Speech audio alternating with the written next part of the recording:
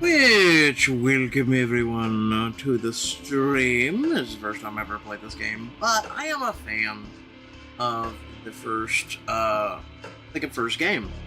The thing that brought us all of these wonderful games all in one.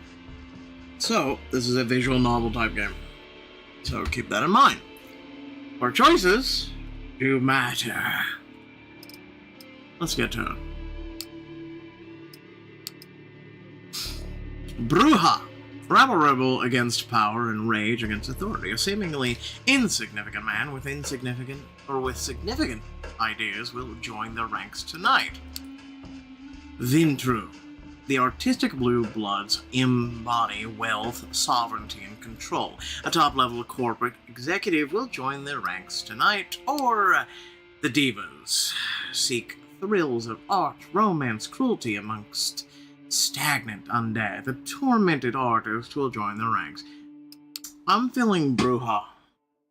You know, you're a rebel. Everybody thinks you're insignificant. But you are actually significant. You just need to be given a shot.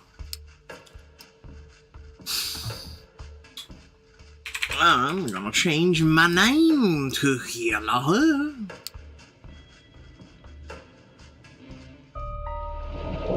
New York taught me to believe in fate.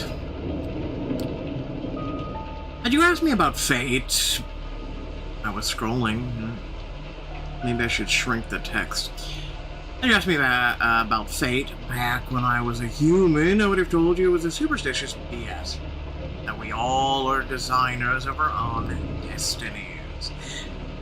That belief shattered when the richest woman in the United States, the actual richest one, not a face you could have seen in the papers, of course, sank her teeth in my neck. Let me change the text. So first, text size, let's do small. And then typing speed, let's do fast. Okay, so that way I can read it faster. Alright, let's get to it.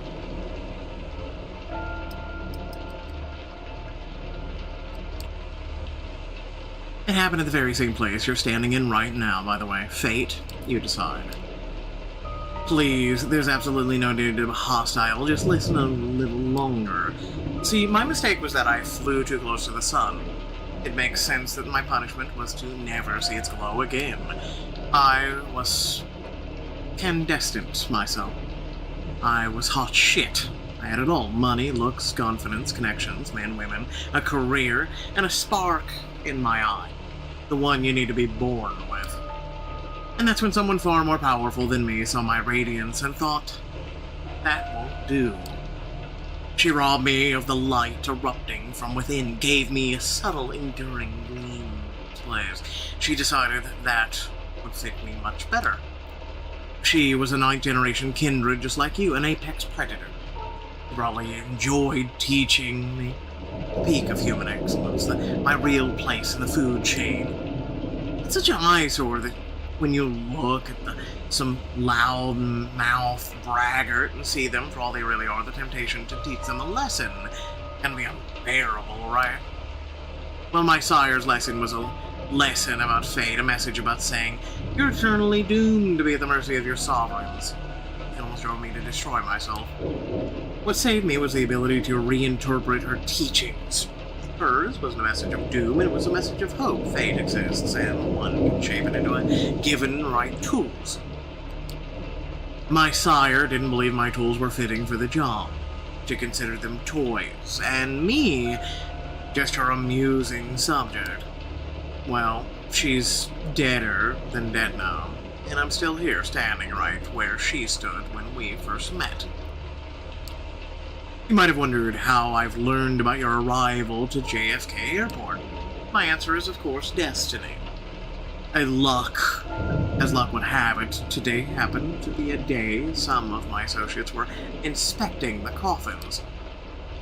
Driving you here straight from a plane, having you wake up in such an unfamiliar place was a little desperate. I do apologize for that. But it is so rare for you to visit New York. 3 times in the last 15, was it? And you're never eager to inform me you're here. I understand that you still have the meeting on the 53rd Street later tonight, so I'll provide a comfortable transport. I value our relationship very much, don't get me wrong. But it is precisely because I value it that I am going to ask you to repay the favor you owe me.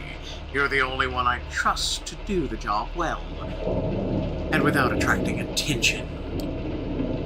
You might think I'm crazy asking you to breach the rules of our society like this. You might think it's impossible to get away with it unpunished.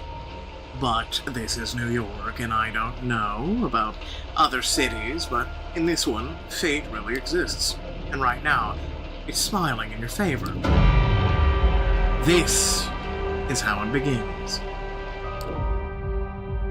The music is pounding and your pulse is keeping pace. This is one of those nights that makes you feel alive, even though it started feeling dead.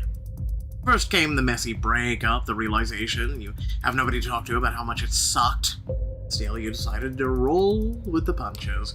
One Facebook search for local events later, and you found just the thing for your malaise. A short subway ride, and you find yourself at the club just outside of Dumbo. Not a fancy one, mind you, more like a slightly refurbished warehouse, but hey, at least the drinks are cheap. The DJ seems to really know his shit too, alternating between cutting-edge industrial techno and classic Detroit crowd pleasers, expertly feeling out everyone's mood. An hour passes, and then 2. Usually, you'd feel awkward coming to a place like this alone, but tonight you find something soothing and joining the crowd, blending in even as you allow the beat to take over. Sweat, yours, others, soaks through your shirt and pants in a matter of minutes.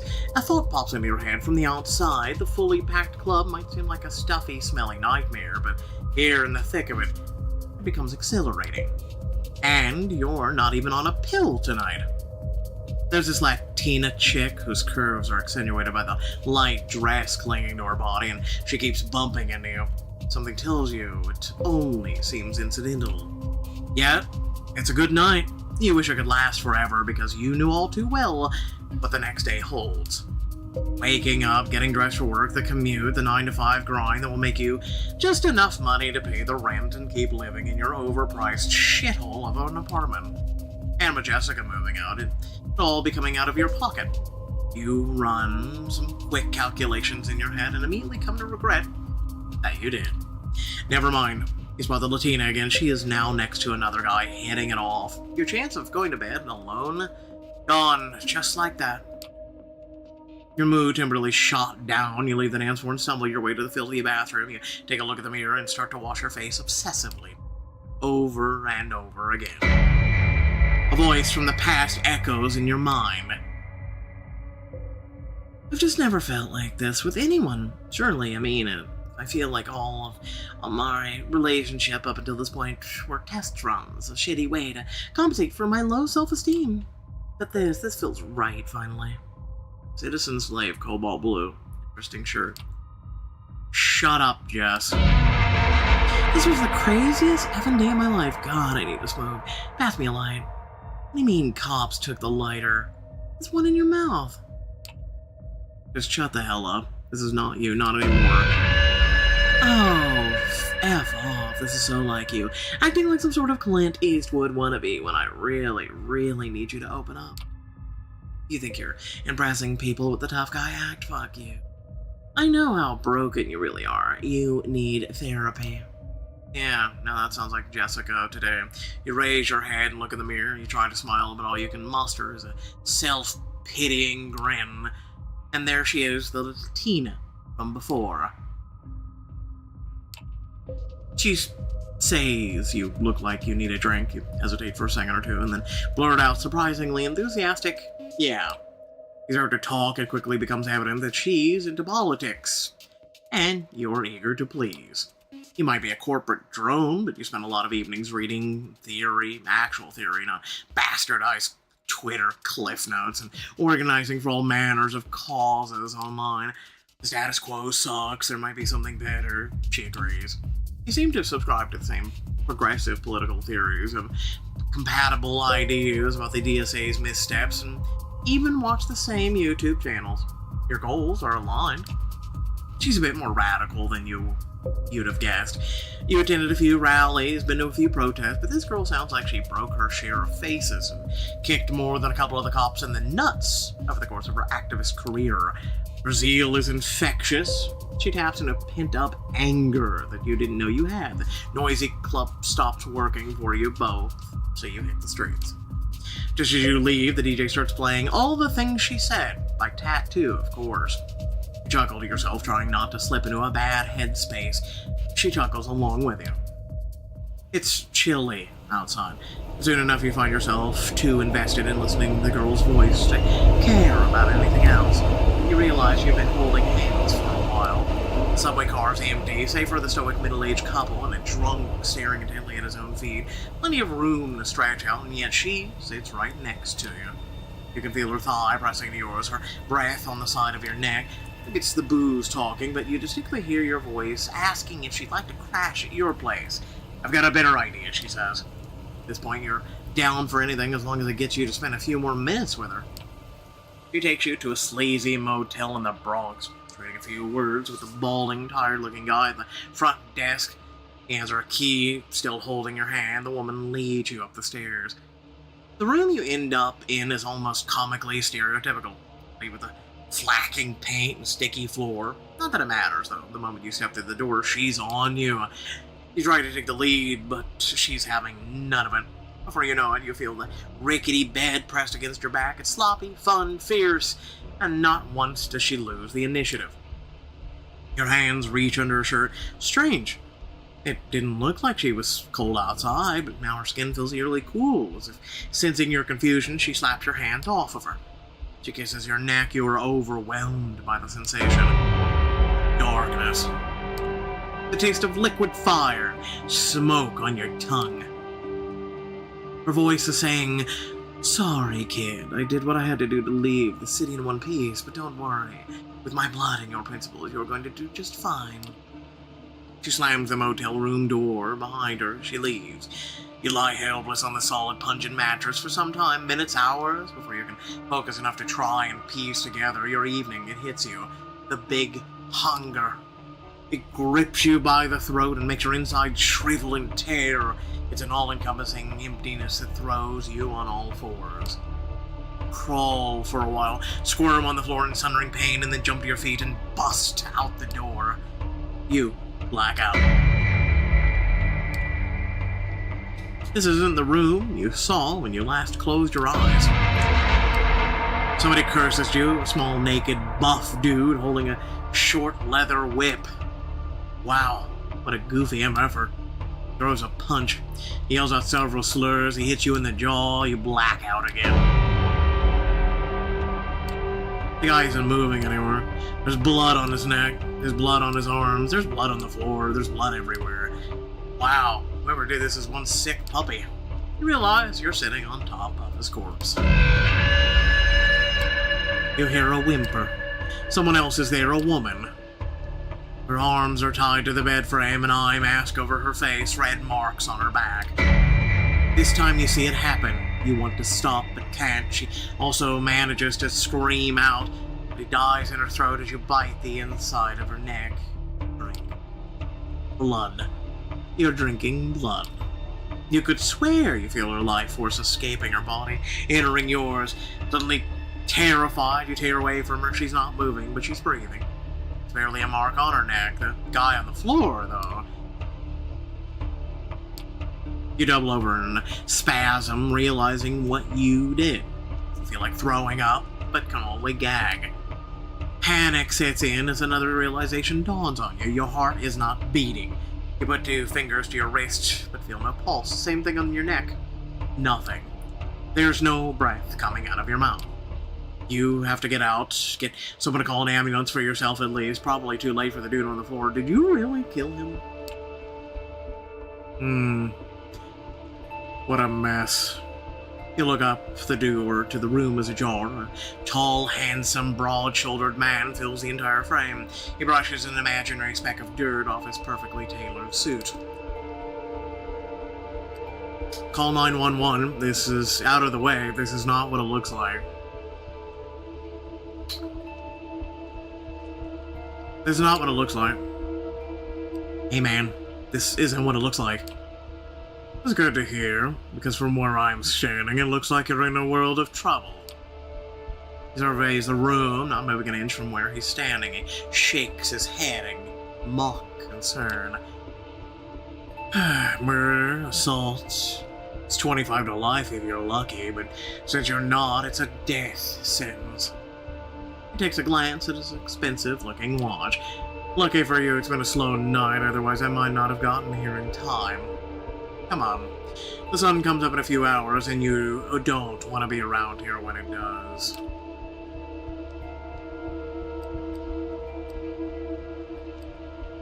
I need a doctor. Screw the sun, man. I need a doctor. A doctor will do you about as good as an undertaker at this point. The man approaches you and starts talking. His tone remains unnaturally calm. Oddly enough, you find it both soothing and slightly unnerving. Now listen to me. I know this is all new to you, but I've dealt with hundreds of strays like you. And going by experience, they tend to fall into two categories. First, there are the smart ones who carefully obey my every word and don't try to pull off anything stupid.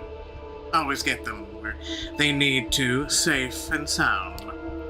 Then there are the dumb ones. The punks who thought they could take me on, the wise guys who tried to contact somebody secretly and without permission, the troublemakers who tried to run off or make a scene. None of them got into their destination in one piece. In fact, most of them never reached their destination at all. His voice becomes slightly bored and monotone. You can tell he's given the speech before, likely dozens of times. So you see, while I generally consider myself pretty smart, I'm also a Mets fan. It's my one true weakness. One that inspired me to come up with three-strike system when dealing with pups like you. If you get on my nerves once or twice, well, I understand. Not all of us perform well in stressful situations. But cross me 3 times, you're out. No excuses, no forgiveness, no mercy. He's talking. He slowly approaches you, adding a bit of theatrical swagger to his walk. Eventually, he leans in, deliberately invading your personal space. You realize it's a test. He's daring you to do something about it. 3 strikes, and you're out. Say, I understand, sir. Now.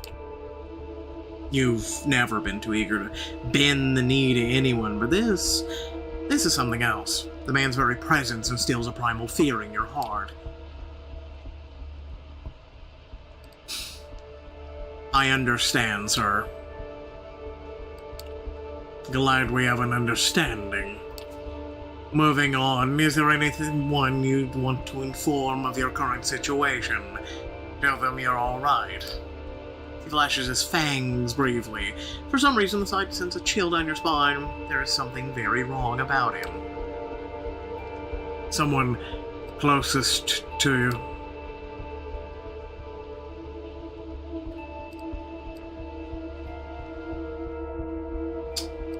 My ex-girlfriend. Jessica, my ex-girlfriend. She kinda hates my guts, but yeah, I suppose it would be her. Stranger gives you a puzzled look and decides to prod further. The closest person in your life hates your guts. This time something resembling a look of pity. Turns his eyes to the corpse on the floor. When it rains, it pours, I suppose. Well, if you'd like to ruin her day and let her know you're alright, give me her phone number. Have someone take care of it, discreetly, of course. You hand him your smartphone so you can copy the number from your list of contacts. Thank you. This will be useful in illustrating my next point. Instead of giving you back your phone, the man hides it in his pocket. From this point on, you are subject to different laws than the ones you grew up under. You'll be watched by many eyes to ensure these laws are respected. You are forbidden from letting anyone know you're still alive. You are forbidden from showing your face anywhere they know you. If anyone comes looking for you, it's over for both you and them. Ah, so she's probably gonna die. He interrupts his monotone recitation and stares deep into your eyes. So unless you want your girlfriend to end up on the bottom of the Hudson, I suggest you cooperate. He proudly displays his fangs again. You've put Jess in danger. God damn it. I can only hope that you care enough for her not to do anything selfish. What about if I don't care for her? I'm just saying. His words are meant to imply otherwise, but by now it's obvious. He hates your guts as much as you hate his. Itching for a fight, and you're almost willing to oblige. Alright, I think that's enough lecturing for today. We're on a bit of a schedule here. Now, I don't need to hurt you, but I can do so in the blink of an eye. Just so we're clear, I have the authority to end you right here and now. This is not an idle threat, so are you going to play along, or do we have to do this the hard way? Follow the stranger out. You weigh your chances, but it doesn't look promising. The guy's fit, determined, and looks like he means business. You, on the other hand, are confused, exhausted, and on the verge of a panic attack. Yeah, fine. I'll go with you. He almost looks disappointed. A wise decision. Follow me, please, and close the door behind you. You take one final look at the woman who's just coming to, and the body on the ground. This is effed. Absolutely. You pull the handle and close the door. The man leads you downstairs. You contemplate signaling the bald guy at the front desk, but he's too busy watching some 90s action flick on a small, ancient-looking TV. Totally oblivious to your presence. You hear a dejected Jean-Claude Van Damme say, "I want to go home," as you're walking by. Your would-be kidnapper stops by the door and addresses you before opening it. I know what you're thinking. You're thinking as soon as he opens that door, I'm making a run for it. Maybe I can outrun him. I'll save you the trouble. You can't. You can either get inside my car and I'll get you to where you need to be, or you can try something stupid that you'll regret later. Do I make myself clear? Clear as day. Day, huh? He opens the door and gestures to a black Cadillac Escalade parked right outside the building. After you. Following the stranger's instructions, you make your way to the car and get in the back seat. The door locks behind you. Inside, the Cadillac is almost entirely dark. The side windows seem light-proof. The man gets in the driver's seat and starts the engine and drives away without another word. Who are you? Who the hell are you, anyway? I'm the ferryman. Here to take you to the other side. He weighs his next words carefully. You'll have to forgive me. I'm not in the mood to wax poetic. About this state you're in, or my role in tonight's events, just remember, if you want to survive the next 24 hours, you'll have to play along. This is a nightmare. The stranger smirks. Understand this is for your own good. Times being what they are, you should consider yourself lucky. You drive in silence for about 20 more minutes. As exhaustion catches up with you, the streetlights fade into a blur. Eventually, the car stops, the door opens, and you emerge from your dreamlike state and find yourself in some kind of underground parking garage. You two are the only ones here. The man points to a nearby door. Go in. Make yourself comfortable. If you get hungry again, take a look in the fridge. I'll pick you up tomorrow and you'll get your answers. Behind the door is a small room. No windows, just a simple bed and a light bulb hanging from the ceiling.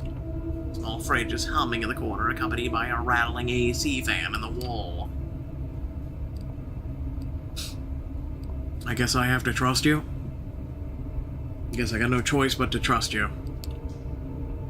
It took you this long to figure it out?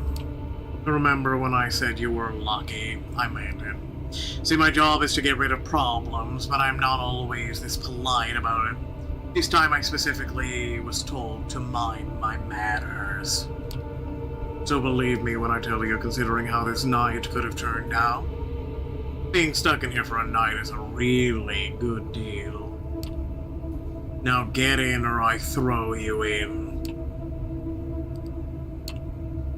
You Step inside, and the stranger nods. Good night.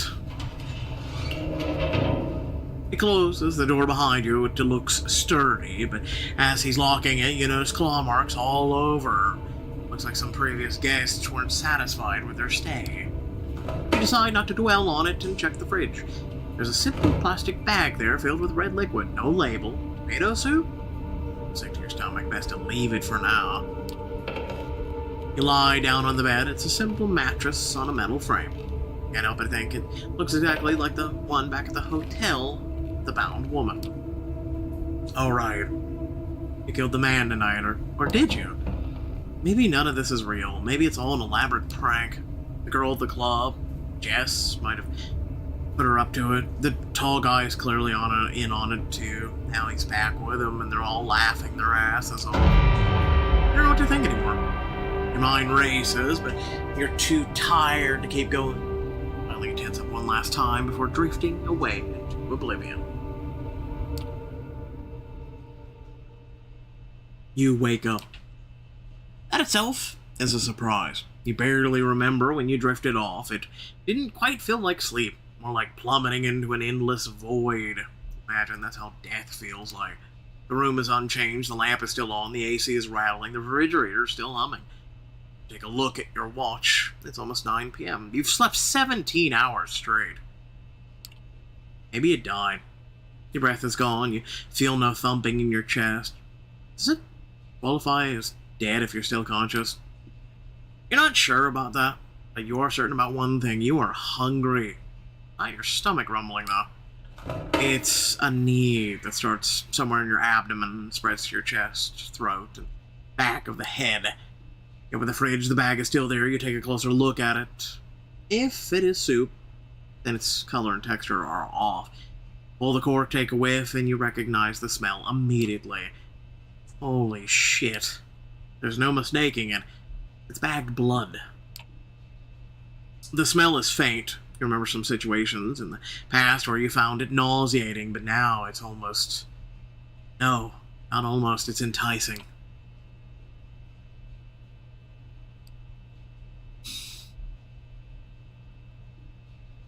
Drink the blood.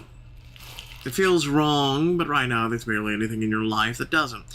To hell with it. Pour a bit of the liquid in your mouth. Tastes bland. Reminds you of a cheap supermarket juice. Just enough flavor to register as what it claims to be on the box, but nothing like the real thing. Nothing like what you had last night. You swallow it, somehow you don't feel sick. In a weird, messed up way, you can't help but think it feels nourishing. You take a few more sips, and then just another one. Suck on the bag a little more. Eventually you find that you've emptied it entirely. All, looking at the info pressed into the side of the bag, 450 milliliters of it. Even with its blandness, you feel like having more. You realize your body longs for that intoxicating high you felt when an image of the corpse crosses your mind, causing you to wince. What have you become? You try to piece your thoughts together, make sense of it all, when you hear the click, the lock click, and see the door open. Standing there is a well-dressed stranger you met yesterday. Immaculate suit again. The predatory look like a hawk on a hunt, but somehow more relaxed tonight, though like a tamed hawk, maybe. Good evening. Sleep well? He notices the discarded empty bag. I see you had a bit of a snack. Was that really blood? Type RHO positive. Not that easy to get. Glad you liked it. Come on. We've got places to be. The car is humming in the empty parking lot just outside the door of the cramped room you have spent the day in. The man motions to it politely with a stern look on his face. Rush the stranger, get inside the car, hijack the car. Get inside. I'm trusting you here, man. I'm touched. Sincerely. You take the back seat again, the door's locked, the stranger takes the wheel and starts the car. They drive in silence for a while. time to time, you keep trying to catch glimpses of familiar streets or landmarks through the blackened windows, but it's of little use. The car is also soundproof, so all you hear is a bit of traffic humming in the car's engine. The driver doesn't say anything and seems focused on the road. You check the door handle. Yep, it's locked all right. The piece of dark glass separating you and the front of the car looks sturdy, too. There's nothing left to do but wait. You didn't have time to think about it before, but you realize now that you're hungry? No, not exactly. It's not a rumbling stomach that grabs your attention. It's a need that starts somewhere in your abdomen and spreads to your chest, throat, back of the head. You try to extract some information out of the man behind the wheel, but you realize you'd prefer to bask in the afterglow of your last meal. You wouldn't have expected it, but you spend the rest of the trip lost in your thoughts. A lot of them concern blood. It takes you another 20 minutes or so to get to your destination. As the door opens, you try to get your bearings. Still in New York, that much is certain. Queens, maybe? After me. No sudden movements, please. You approach a nice-looking building that houses a 2-story gallery called the Art Hall. 2 large men in suits flank the door on both sides, and they give your companion a nod as you approach. Prompted by the stranger guiding you, you walk inside. The gallery's full, which is unusual at this hour to say the least. About 24 faces fill the showroom, and a number of waiters navigate the gathering, serving drinks. All of them are beneath the guests' attention. The visitors are well-dressed, and for the most part, but it's unclear what they have gathered here for. Nobody seems to be particularly interested in art pieces on the walls. The atmosphere is polite, unnaturally so. Many guests turn to look at you and the stranger who brought you here. The glances are varied. You see open contempt on a few faces, animated interest on others. Most of the eyes in the room calmly observe you, as if wishing to appraise your worth. Last time you felt like this was at your previous job interview. It was like being a piece of livestock, inspected from all sides for any imperfection, so your wage could be haggled down. It was dehumanizing and made you feel dirty. When they called you the next day to offer you the job, you declined. Even when you're a nobody, and you become even less if you trade away your dignity for a paycheck. The memory makes you feel warmer inside now, although the state of your bank account never did. Good evening, dear. And to you, child. The noble, cold voice takes you out of your head and back to the situation at hand, the gallery, a crowd of strangers, you being brought here against your will. For what purpose? The room awaits your response. Good evening, miss? You're addressing the Prince of New York City, Helene Panhard, child of Michaela. Thank you, my sheriff, but I'm capable of introducing myself. You're somewhat plain-looking, doesn't seem to possess a great deal of charm, but still the entire room is intently focused on her voice. She has influence over the other people, that much is clear. You may address me as Prince, child. I realize your introduction into unlife was abrupt, and I understand your sire left shortly after. The rules of our society dictate I punish you both for this transgression. A murmur of agreement, maybe, can be heard from the gathered audience. But I'm willing to listen to what our loyal sheriff has to say about the circumstances of your embrace first. Remain silent. It's best to... You decide it's best to stay silent and listen to the whole situation unfold. It feels like you're out of your depth here. Shall we begin? You are about to be judged by the court of New York City. But dear, please tell us how you found this fledgling and what happened on your way here. Court, Prince, is this like kind of secret society make-believe? A trusted informant who has chosen to remain anonymous at the time tipped me off about a suspicious kindred appearing in one of our domains. Upon investigating, I found them gone, but this fledgling remained in their place. The hunger made him savage a prostitute, and his client in a Bronx brothel belonging to one of the mystery.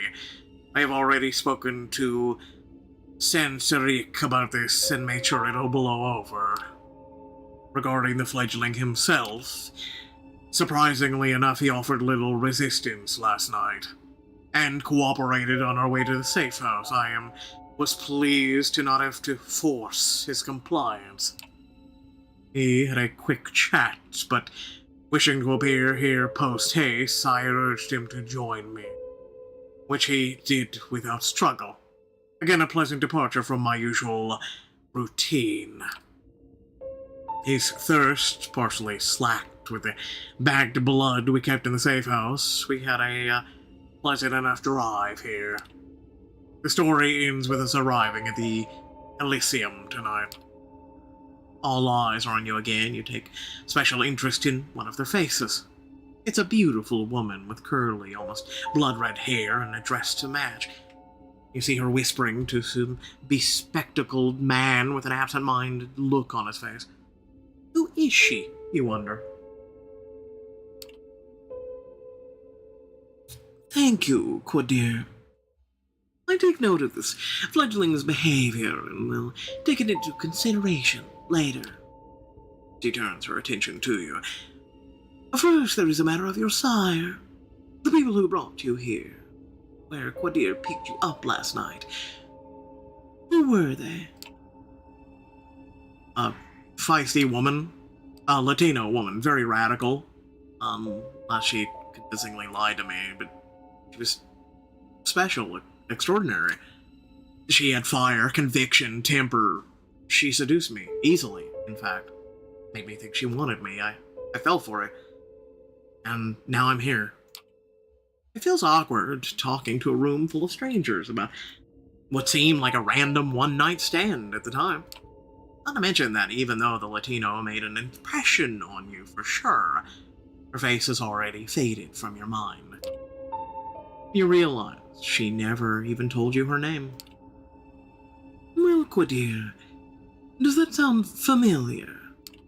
No, it does not. Or at least not familiar enough. I'll continue the search after we're done here. The receptionist she spoke to, she may know her? The chick, she rented our room at the motel.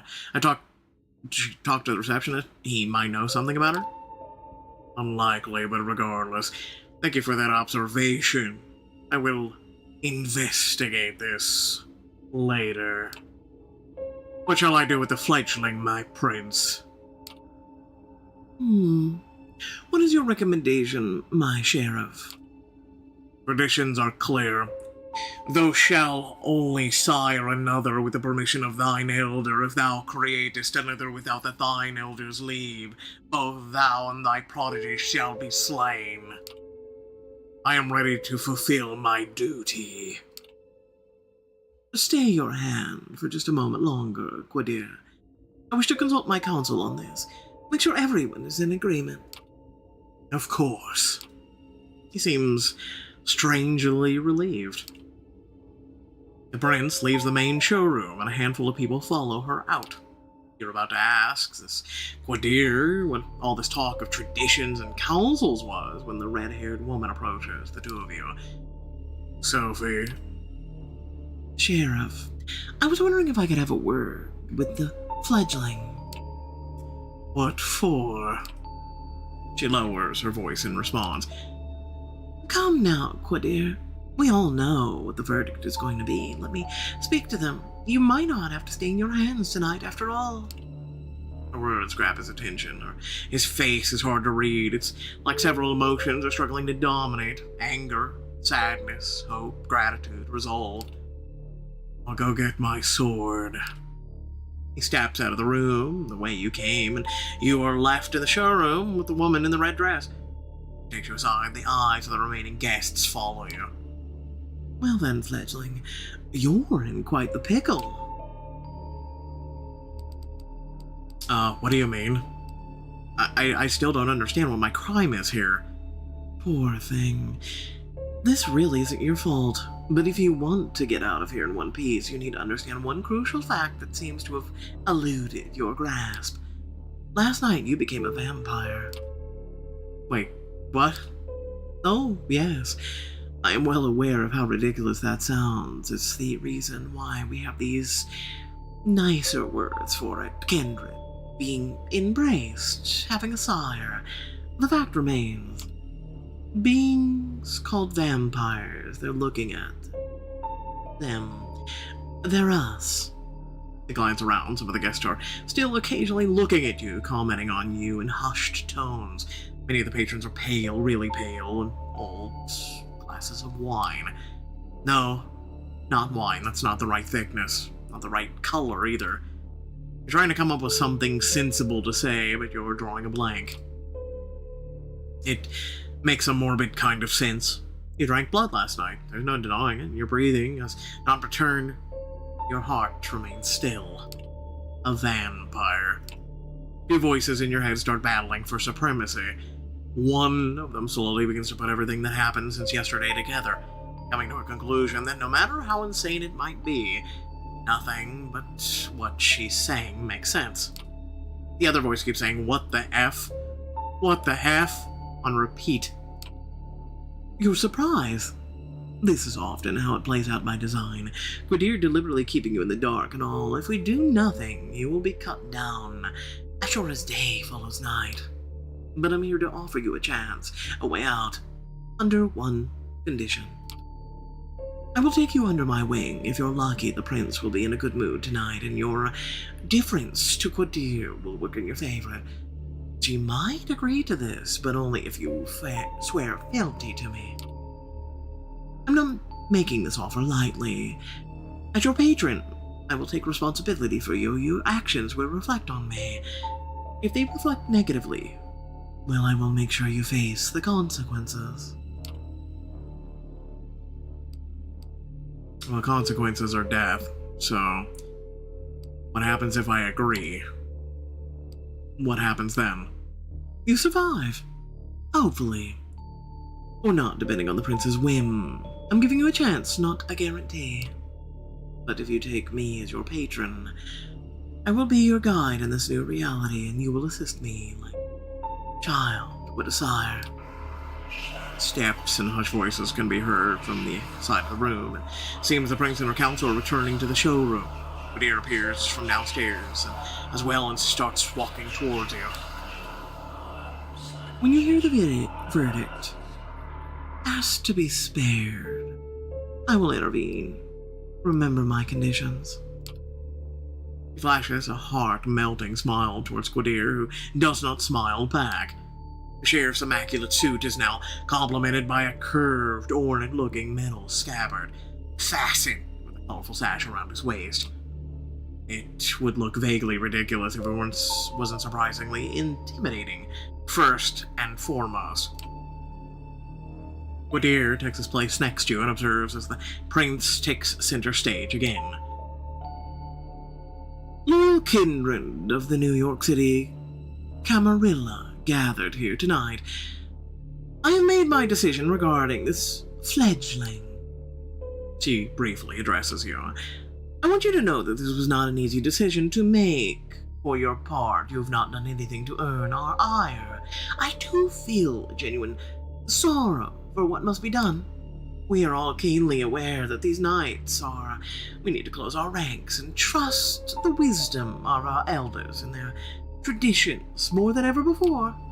There is no place for tolerating dissent when our very existence is under constant threat. Although I acknowledge some of my council's divergent opinions on this. She takes a look specifically at one of the other people who left the room before, a rather plainly dressed, shy-looking man whose skin's somewhat healthier tone. He bows his head in deference. I hold the final authority over this fledgling's life and fate. And I declare that while their embrace might be the sire's responsibility, in their absence their prodigy must be punished. The sentence is final death, to be resolved presently. But dear, you're scraping sound and see that the sheriff has unsheathed his curved sword. It's a beautifully detailed blade, which you expect must be worth a small fortune. Its apparent sharpness makes you freeze. 2 outs. Bottom of the 9th. His quiet mumble is audible to no one but you. As his eyes meet yours, you note a hint of sadness in his countenance, one that quickly vanishes to give way to grim determination. And he's out to bat. You will not get another chance to speak up. Escape the gallery, remain silent, and ask for mercy. You make your choice. I'm not going down this like this, damn it. Spare me. Prince, if I may ask you to stay the sheriff's hand for a while longer. Whittier looks at the prince, awaiting a response. The sword is still hanging above you, threatening to fall at a moment's notice. Is there something you wish to say, Miss Langley? Yes, if I may. At first, the prince looks somewhat annoyed at the distraction, but she stays quiet for a while, measuring the mood in the room. The board elites suddenly look at you with aroused interest. Them dismayed at not seeing the bloodshed, but all intrigued by the unexpected twist. The prince nods. Well, let's hear it. Sophie takes a few steps forward. All eyes are on her now, but Quitier's heavy hand on your shoulder makes it clear you won't take advantage of the distraction. My prince, while the traditions are clear, I believe that the proper context should be observed in addition to the letters of our laws. This fledgling is a burden, but with proper guidance, they could become an asset to our domain. And I understand your volunteering to take this sireless child under your protection. Yes, I happen to think they hold a potential that would be unfortunate to waste. I do expect their full cooperation, of course. Whispers can be heard again, an incredulous voice or two, a hushed, "Just behead him." Some suppressed exclamations of surprise. Silence. I ask you all to make note of this moment. I might be persuaded to bend one tradition in this child's favor, but another will have to be enforced even more firmly in its stead. Until thy prodigy shall be released, thou shalt command them in all things. Their sins are thine to endure. Are you certain that's the responsibility you wish to shoulder, Miss Langley? I am willing to guide this fledgling and add a valuable ally to our sect in a time of need, yes. But I would like to receive the right of destruction over them, if it pleases you. Destruction? Oh, hell no. Give me a chance to prove myself, Prince. Remain silent. It's clear tensions are high. It feels surreal to listen to strangers discussing your death. Or second death, apparently. I'm keeping silent. You decide it's for the best to let Sophie handle this alone and not interject. You have no idea how to handle this eyes wide shut crowd. The prince looks at you as if weighing your worth. She takes another good measure of the room before she speaks again. I shall grant what you ask. Let it be known, Sophie Langley of the Clan of Rose. You will become this fledgling's patron. They shall be considered like sire and child. Miss Langley will take full responsibility for them, and I grant her the right of destruction if she sees fit to use it. Let my intentions be clear, however. If I am to turn a blind eye to one of our most important traditions on this occasion, I expect to be beneficial to the Camarilla. Substantially so. I hope you find this verdict satisfactory, Miss Langley. Of course, Prince. Thank you.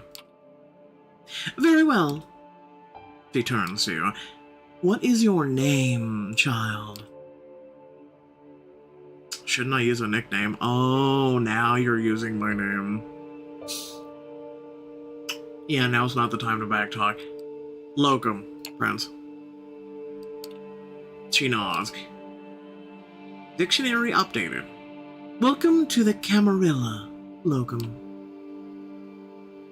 Now this evening proved to be even more eventful than anticipated, but with the fledgling's fate decided, I believe our meeting here can conclude. Thank you all for appearing on such short notice. Give my regards to those who couldn't make it, Quidir. A moment of your time before I let you return to your duties. Of course, Prince. Shoots you a side glance. It doesn't leave much space for interpretation. You will be watched. You will be judged. And, it need be, you'll be punished. The two of them leave the gallery. Well, Locum, I think we've both already managed to significantly improve each other's evenings. But let's keep the ball rolling, shall we? I think we should have a toast to a new fruitful partnership. She raises her hand at one of the well-dressed concierges who have now reappeared in the showroom to refill the guests' glasses. A conveniently handsome man approaches with a carafe of red liquid. He pours it into two tall glasses. It's blood again, and much is clear. You're in two minds about drinking it, but the memory of last night's hunger makes you wince. You take a tentative sip. You expect the same blandness of taste you had a few hours ago, but this one actually savor. Smoky, warm. You think of a cozy cabin in the woods. It does strike you as a strange image for your mind to jump to when drinking human blood. But it is what it is. You've never tasted anything like it. Do you like it? I think the NYC caterers have very bourge ideas about what good blood should taste like. Apologies. You must have so many questions. While we're on the topic, perhaps we should start with those related to sustenance. How much do I have to drink? Where do you get the blood? What if I refuse to drink? How much do I have to drink? I feel this hunger constantly. How much do I have to drink to make it go away? The sad reality is, it will never go away. No matter how much you drink, you will always be tempted to have more. Unless you consume someone wholly to the last drop, paying for temporary relief with their life, but that is a one-way road to losing your humanity. Best start by taking a single sip from the vessel. Be prudent. Hot, fresh blood will be more satiating than most anything they serve in a fancy glass, but it makes you more voracious. As to how much you should have, it depends. If you're frugal, you can survive many nights without a single drink, but it's risky and will tempt the beast. That is part of our curse. Tomorrow I shall take you hunting, and we will explore this topic further. The blood you're having tonight should be enough to keep you happy for now. You mentioned a beast, so I'm expected to follow your lead now. What do you mean by hunting? You mentioned a beast. The beast you mentioned, is that a metaphor, or... Oh, it's quite real, although not in a strictly physical sense. It lives in all of us, our nature and hunger manifest. Those more religious among us connect it to the biblical Cain, the rage of the first murderer cursed by God seething in all of his descendants. I, however, am a child of enlightenment. Not that it makes my struggle any easier. I have to be wary, like every other kindred in this city and beyond. Individual kindred each have a unique relationship to their beast. What yours is going to be remains to be seen. But you do need to keep it under control. Each outburst endangers not just you, but also the Masquerade. The concierge returns and asks for permission to intrude, which Sophie gives with a polite smile, leans in to whisper in her ear. You note that the gallery is almost empty. I'm being told the gallery is about to close, but we still have quite a lot to discuss. We'll go to one of my apartments. My jalopy is waiting downstairs. Come. The smile she puts on makes you remember the way you felt with the Latina. It's not arousing, though, more like magnetic. You find it hard to argue. Even though you're still suspicious of her authority over you, her charm momentarily wins you over. Sophie leads you to a luxurious silver Rolls Royce and invites you to sit in the back. The chauffeur, a broad-shouldered, clean-shaven, middle-aged guy, starts driving immediately. Where did we leave off? I believe I started telling you a bit about the customs. You've heard the prince refer to our traditions. The chief among them is the Masquerade. As you might have gathered from us assembling at a niche gallery after closing time, our comings and goings and doings tend to be somewhat secretive. We do not advertise our existence. We allow myths and modern fiction to morph and muddle the facts. So to the vast majority of kin, we remain bedtime stories and pop culture icons. Say, is that one television show about a vampire angel still popular? Shake your head in confusion. She shrugs and continues talking, looking a bit more dejected than before. Our clandestine ways help us remain safe, allowing us to explain away the occasional trip up to the rational minds of the 21st century humanity and dictate much of our interactions with mortals. So what's the flip side? So like, where are the perks here? You're a vampire, but you need to keep quiet about it? What's the point? There has to be a flip side, right? Don't get me wrong, we have power. Immense power, influence over mortals. Immortality has its benefits too, of course, but we have many enemies. Some know our weaknesses as well. For one, sunlight burns us. That's why we rest during the day. You felt it. More like being dead than being dormant, isn't it? But we have no choice. We are night dwellers, but day sleepers. Some more folk-related threats are just legends, or occasionally a minor nuisance. Garlic, running water, even religious symbols don't repel us, unless the wielder is uniquely pure and godly.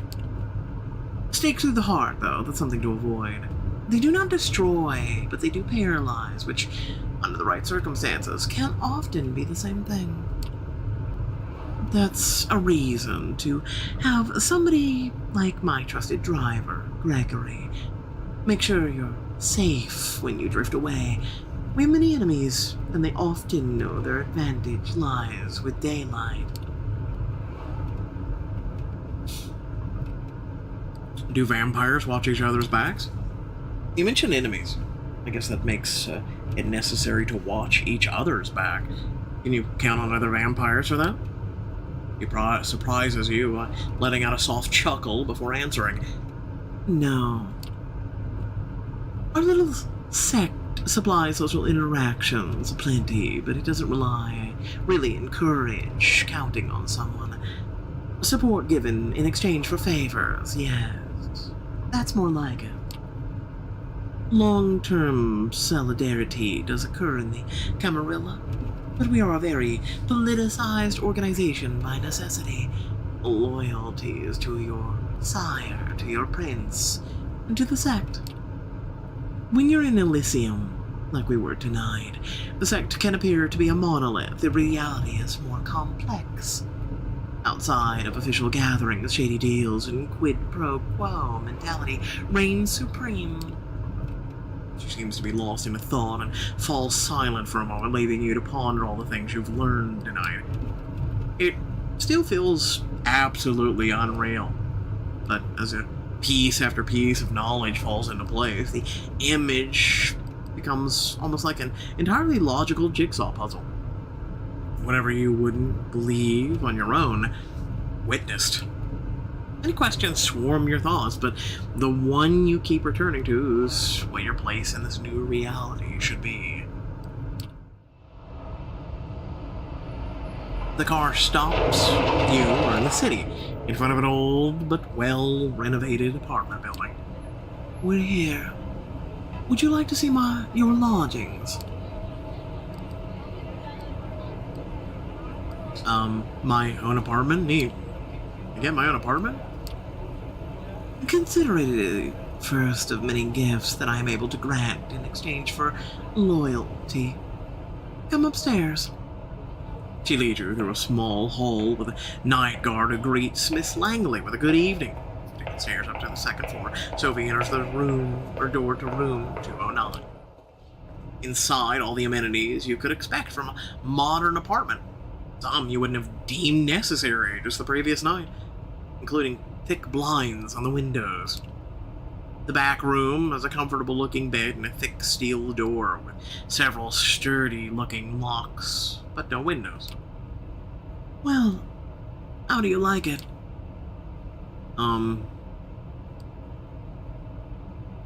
It feels too nice. It's nice in this very agreeable way, you know, lacks character. Well, I would appreciate if you could hold back the need to redecorate. I actually really am fond of the decor here. Tomorrow I will take you hunting and discuss the blood in more detail. I'll let you get comfortable. The keys are by the TV. I will pick you up tomorrow night. Use the back room for rest. You can lock the doors in case. It stings a bit when she leaves. The room suddenly becomes a few shades dimmer. Goes back to kitchen, hoping to find something to drink. Nothing. No regular food, either. Feels strange that Quadir could be more thoughtful host than your new sire, even if only in respect. Briefly wonder if the sheriff might have a hidden side. With nothing left to do, you lie on the couch with the TV playing in the background for company. Columbo reruns. Kojak reruns. President of the United States got himself into serious trouble again. President of the United States got himself out of serious trouble again. Pundit starts yelling over each other about things that seemed a little less insignificant just 2 days ago. You start drifting off, reflecting about another night of confusing conversations and worldview-shattering revelations. How many more where you finally understand what happened to you and what you're supposed to do now? Thinking coming back to life you left behind, the people you should contact, the things you want to pick up from your old apartment. You wonder when you'll have the chance for either. As you start to feel the same tiredness that made you drift into a cold sleep last night, you settle in the back room. The bed discomforting, the lack of windows less so. You leave the light bulb on, looking at it, you realize it's the closest you'll ever come to staring at the sun on a breezy summer day ever again. A wave of melancholy overwhelms you. A few minutes later, your consciousness fades, and you take the plunge into darkness again. Sinking, sinking, sinking, sinking.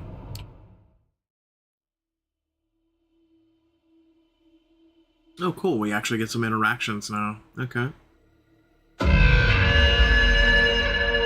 Tutorial.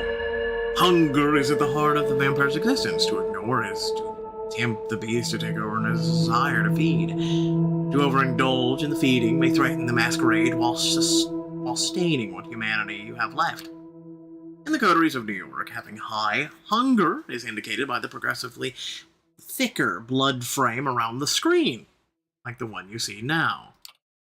As your hunger grows, so does this indicator. Your hunger may increase when you call upon your vampiric powers, or when you need to mend your wounds after a fight.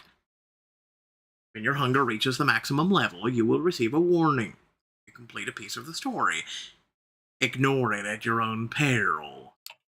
Some choices might only become visible if your hunger is high enough.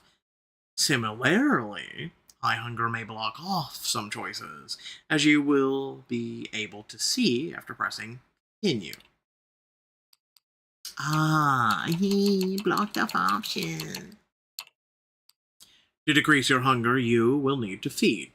Whenever you see a feeding opportunity, you can take the risk to hunt and slack your hunger. Feeding opportunity. You will need to keep the hunger at bay if you are to uphold the masquerade and survive the nights that await you.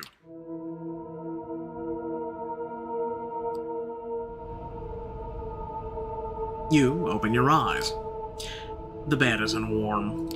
The room is filled with artificial light from the ceiling. The solid metal door is closed. You can barely even see the D. Giggity. Normally, you'd stretch for a bit. On some mornings, you'd probably throw the quilt over yourself and snooze a moment longer. But that was before. The way you woke up now, you are fully conscious. No grogginess, nothing weighing you down, just the nagging need in the back of your head. Hunger. Not as severe as last time, but unmistakably there. You get up and open the door to the main room. A digital clock on the TV shows you the time, a 9:04 p.m. You walk over to the blinds, retract them cautiously. Only lights coming in is the NYC's artificial nighttime luminance. So, that's what your waking hours are going to look like now. You missed the sunlight already. You're seriously considering just walking out of the apartment, figuring all this out by yourself, but then you come back to the memory of Quadir's exotic sword being raised in the gallery. Sticking around isn't that bad after all. You keep jumping channels for about a half an hour and then switch to streaming services. Almost as if the universe had a sense of irony to catch True Blood in the flood of recommendations. The doorbell rings. It's Sophie. Good evening, Locum. Slept well? It's not exactly sleep, right? I suppose it isn't. Some say it's more like being dead. But this is, there is only one remedy. The blood. The drinks we had yesterday at the Elysium are not the usual way you slack your thirst. So tonight I will assist you in your first foray in hunting.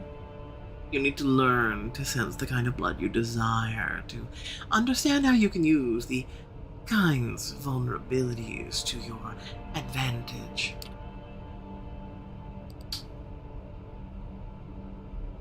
I'm ready to learn. Let's get started. Such eagerness, or is it your hunger making you impatient? You will find that drinking moderate amounts of it regularly keep the hunger and the whispers of the beast away. You might think yourself monstrous, but there is a balance to be found here. The kiss gives kind pleasure, but remember this is from your own embrace. Some can even become addicted to the sensation, but if you do it right, you tend to misremember your feeding. After all, vampires do not exist. They are myths, fairy tales, pop culture, mainstays, correct? She gives you a sly, knowing smile. This is why the Masquerade is so important. Even more crucial when you feed.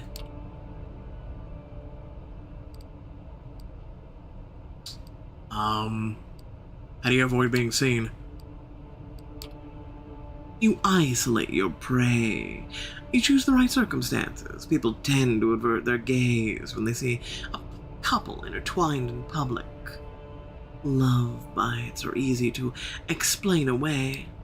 Some of us keep willing herds, or even just an individual kind who desire the kiss. That comes at a higher risk these nights. So I would not recommend a young kindred like yourself.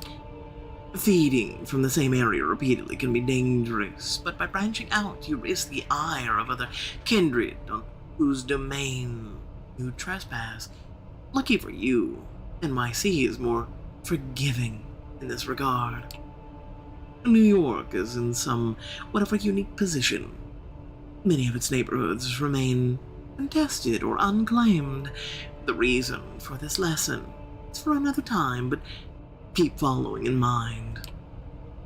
Take opportunities to feed when they present themselves these upcoming nights. As long as you hunt cautiously and respect the masquerade at all times, you should be fine.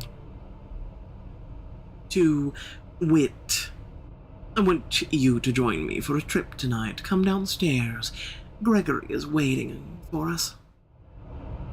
The busy streets fills the air with traffic noise, pedestrian chatter, a mix of smells and that disorient you momentarily. These warm bodies contain what you want, what you need. Catch yourself. Did you really think of these people as mere sources of blood? Takes a nudge from Sophie to break your train of thought. The driver opens the door for her, tips his hat to you, gesturing to the back of the car. The car casually joins the somewhat thinned New York traffic. It's still busy in a way that only one of the biggest cities in the world can be, but compared to the daytime commute, it's a pleasant drive. You barely have time to gather your thoughts and formulate new questions before the car comes to a stop. You're among the tall skyscrapers that make up Manhattan's iconic skyline. Come, Locum. Park the car, Gregory, will you? The driver just nods. Sophie gets out, you join her, and the two of you walk through the glass doors together, and then take the elevator up. You first notice an empty stage with the instruments of a string quartet still in the back, and taking a few dozen chairs in the front of it. The concert seems concluded. The patrons, all smartly dressed, posh, spread out all over the hall. Sophie strides confidently inside, produces an invitation from her purse. She flashes in front of a security guard. You follow close and are let through without an issue.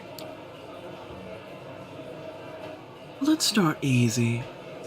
A social setting like this one would usually prove quite challenging to an inexperienced kindred. But considering this evening a small gift from your patron, I'm hoping to procure for you a willing vessel. Just remember what I told you about taking small sips. This one I have a soft spot for. Don't damage her. Now let's see here. Ah, there he is. She notices somebody in the crowd, flashes a heart-melting smile, and suddenly, even you feel drawn to her. You haven't thought about it before, but it's laid clear before you in this moment.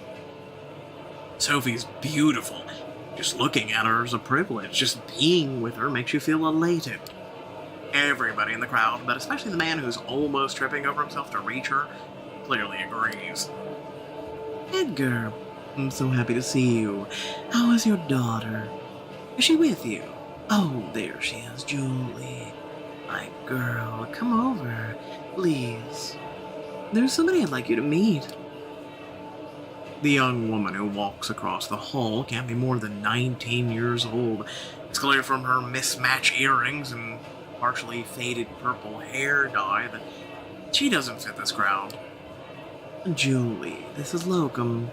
I think that the two of you should get acquainted while I talk business with your dad. Awfully boring stuff, I assure you. I'm positive you'll like each other. The girl gives you a shy smile and nods towards the balcony stairs. You follow, somewhat unsure what it is exactly Sophie expects you to do.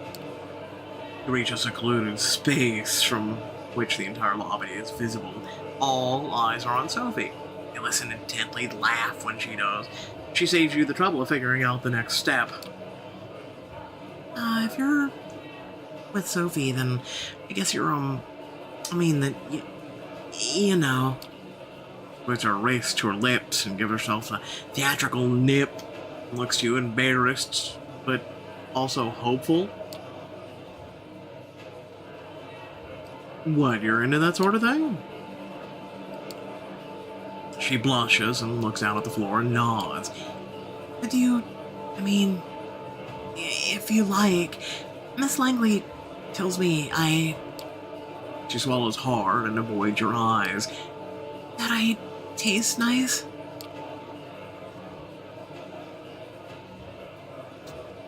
I mean, would we really reject the blood? Remember, any opportunity.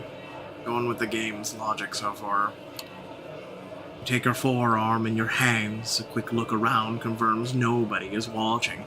No security cameras cover this area, and you bite down gently. It's surreal. She's just giving you her blood of her own volition. How's this possible? What about the masquerade? You need to ask Sophie. Your thoughts disappear amid the bliss. There's just the taste. Sweet, fresh, sanguine. You drink, and drink, and drink. No, stop, stop, stop. You tear away from the girl harder than you wanted still, by at least just tiny punctures. Almost as if by instinct you lick them clean and the two holes become concealed. Just like that. Julie's now leaning on the wall, pale, wobbly on her feet, but happy. She lets out a dreamy sigh, opens her eyes, a few tears fall onto her shirt. Tears of joy. Thank you. Please, could you walk me downstairs? Please, my daddy. He doesn't know. Thinks it's a condition. Miss Langley told him so. She leans on you and requests you walk her over to a bench. She takes a seat and smiles at you. The crowd around Sophie disperses slowly, looking at her now with some residual awe hangs in the air. Yes, she's pretty. Maybe even beautiful, sure, but not your type. What came over you before? You walk over to her. Edgar, dear. I was planning talking to you, but we need to get going. Give Julie my best wishes. Come with, Logan. Gregory is waiting for you out front. It's only in the car that Sophie addresses you. I can tell from your look that you took the opportunity. Good for you. That girl's exquisite, don't you think? You wouldn't tell by her demeanor, but she has so much passion and brings out a unique bouquet in her blood.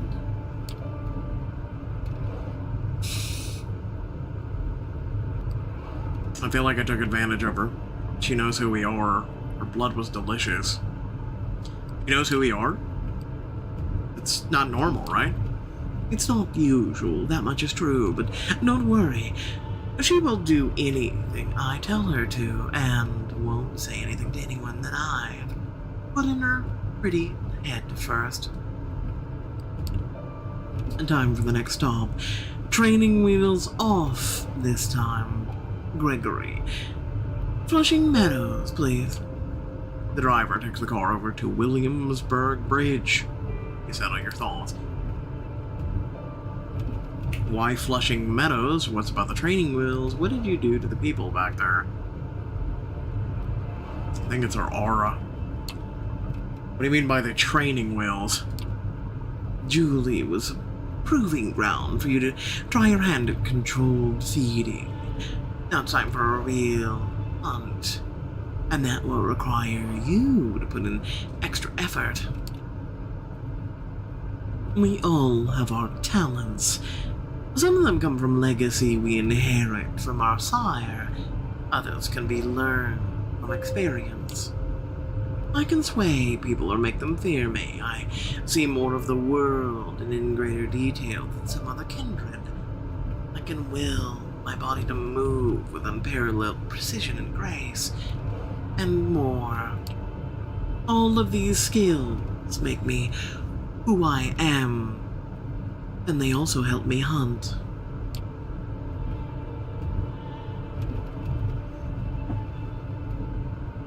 How do I use my powers? You will the blood to do your bidding.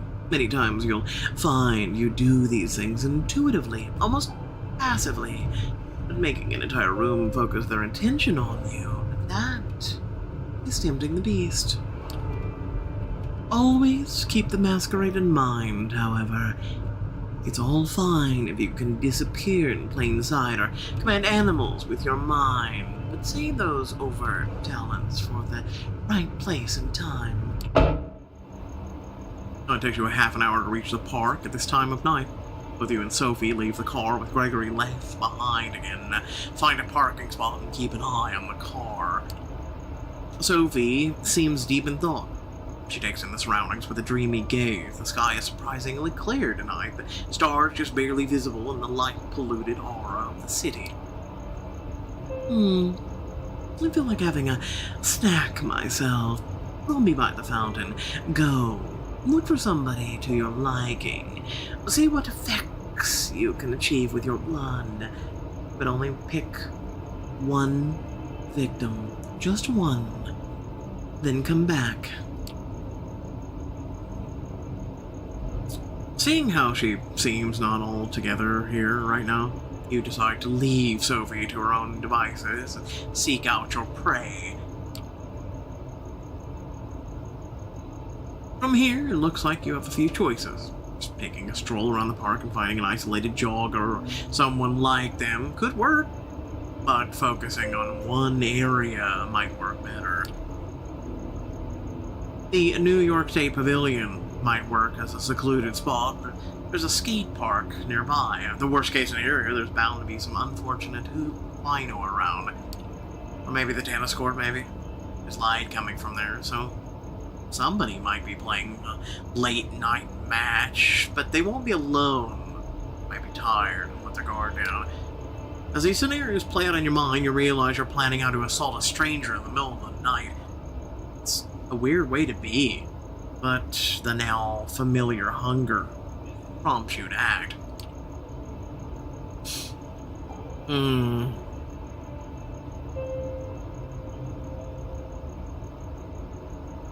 Search for a victim around the park, not near the decrepit pavilion. Look for prey at the tennis court. Let's search for a victim around the park. You start walking. The park's many avenues must hold a good spot or two for a predator like yourself.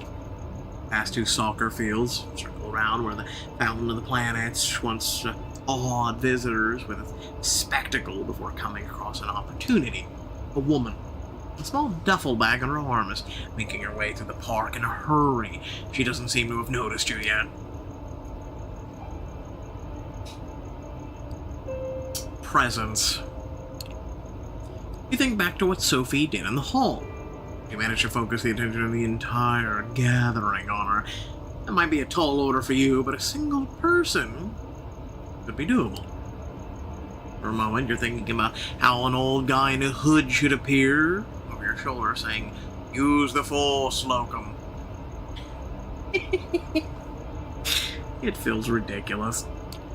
But then, something stirs within you, and there's a confidence there, an allure that you might have had before, but one that's increased manifold in this moment. You catch the woman's eye. She flashes an untrue smile, almost in spite of herself, as she passes you by.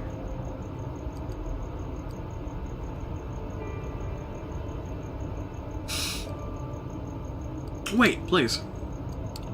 She's tense, gripping her bag close but attentive, her eyes locked on yours. The slight smile is there again. Yes, what is it?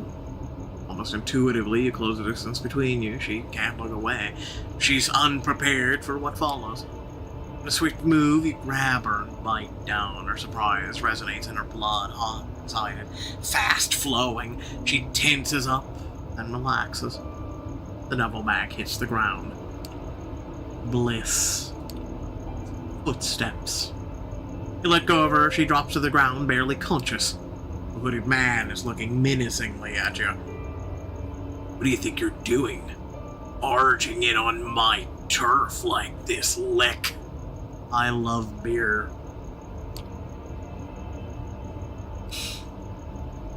Lick? What kind of slur is that? Is it supposed to mean something? Don't be cute with me. I know where you are. Shove that Masquerade BS up your ass. Better tell me who you're with before my posse shows up and beats it out of you.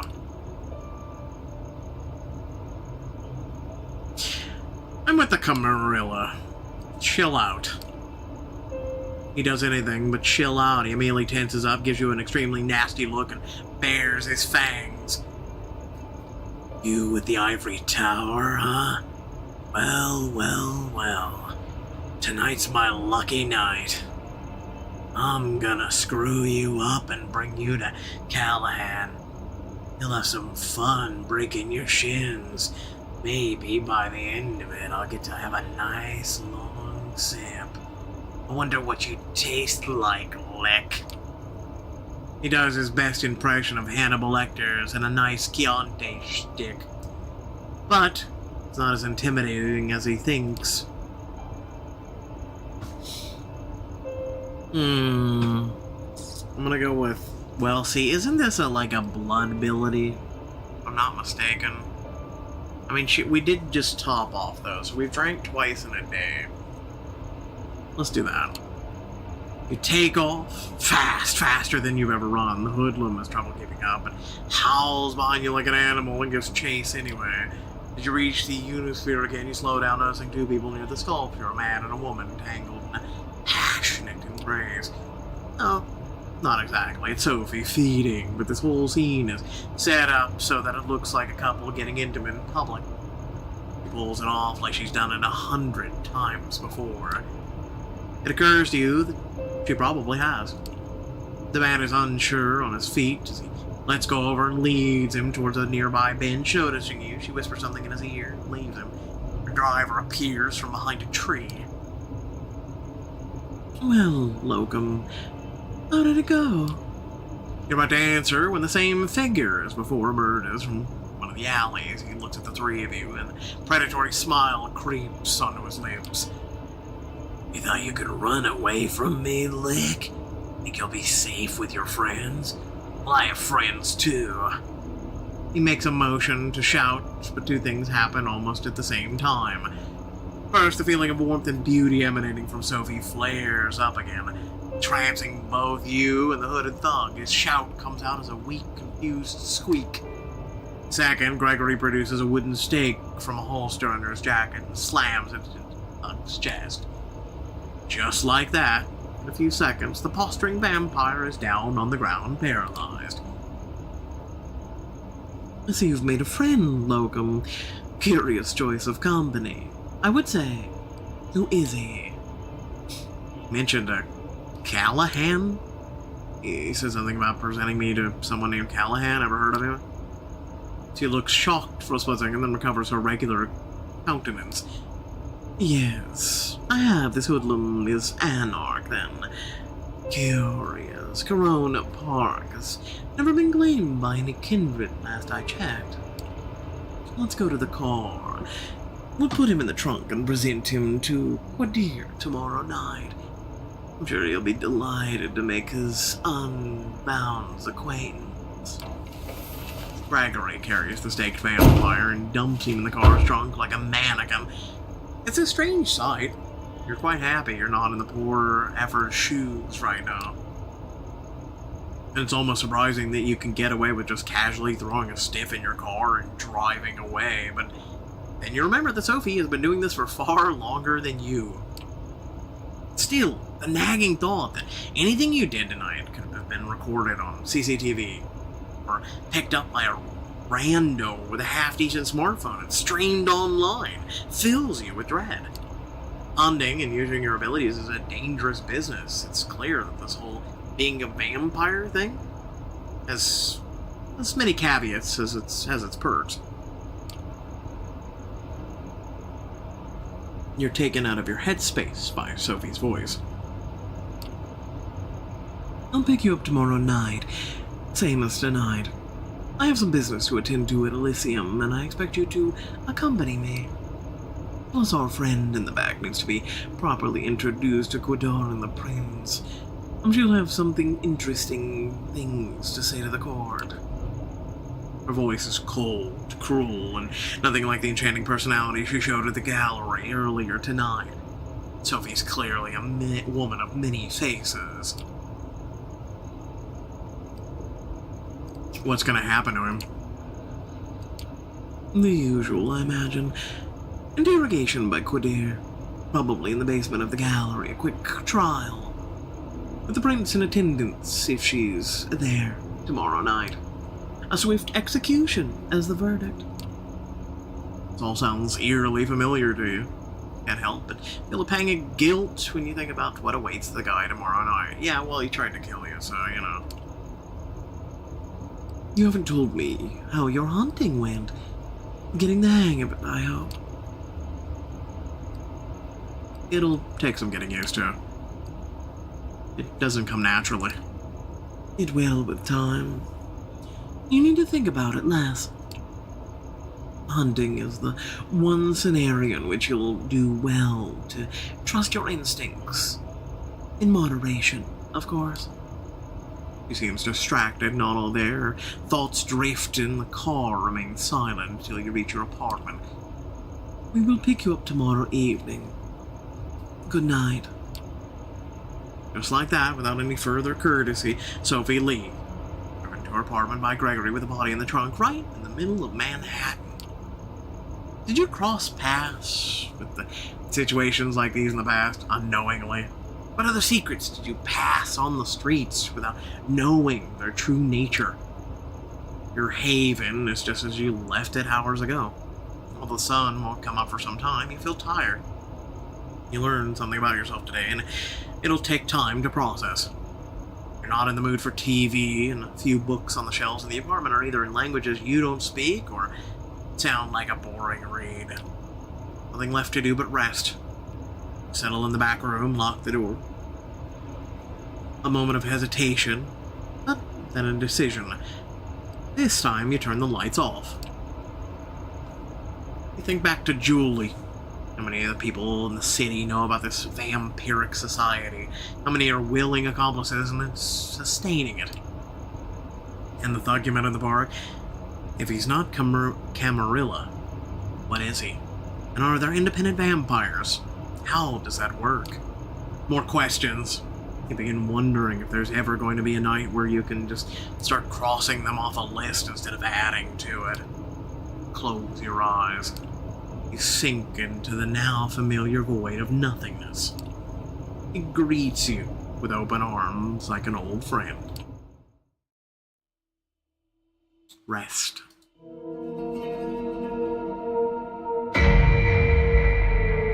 You open your eyes.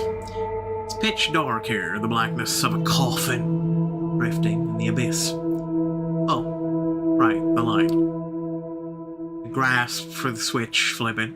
The familiar cramped room with a steel door and no windows comes into view.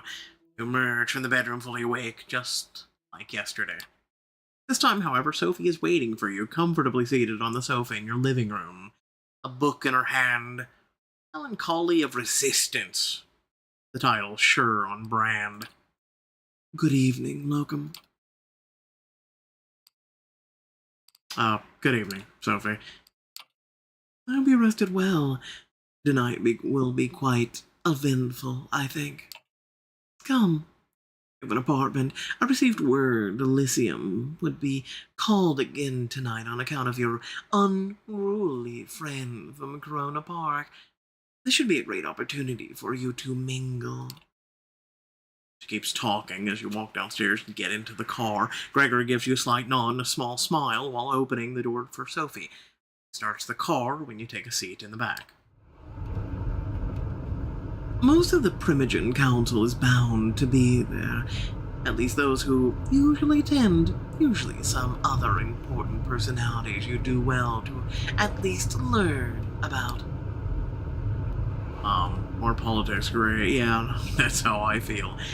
How should I carry myself when inside? Who should I talk to? How should I carry myself? You never told me, if there's any savior vibe kind of rules I should respect when talking to other vampires. Knowing that you're among your superiors is probably the most important. In our society, status comes with age. Pardon my sincerity, but you are insignificant. Not even associating with me can make the fact that you've been kindred for barely a few nights be forgotten. So know your place, stay out of your superior's business, and show the utmost respect. Thanking the prince for sparing you, maybe having a friendly chat with Quadar publicly might show your gratefulness for being part of the Camarilla now. I would suggest you make it sincere. At any rate, you should behave yourself tonight. Remember what I told you about reflecting on me as your patron. I have a reputation to uphold in the court. Do not tarnish it. There it is. She might have saved you. She might have protected and teached you. But it's clear that she's really concerned about her own interest. You step into the art hole with something of a bad memory. The last time you were here, your entire world had been turned upside down. Your existence nearly ended. Tonight, little outward hostility. Yes, Quadar gives you a look that definitely intended to remind you of your place, but the prince is also in attendance, and pleased to see you. Well, Sophie, Locum, did I get that right? Good evening to both of you. I understand there's somebody else you wish to present to the court tonight. Yes, Prince. They will be joining us shortly. My assistant is retrieving them presently. This better be worth the prince's time, Langley. The prince gives Quadar a cold glance.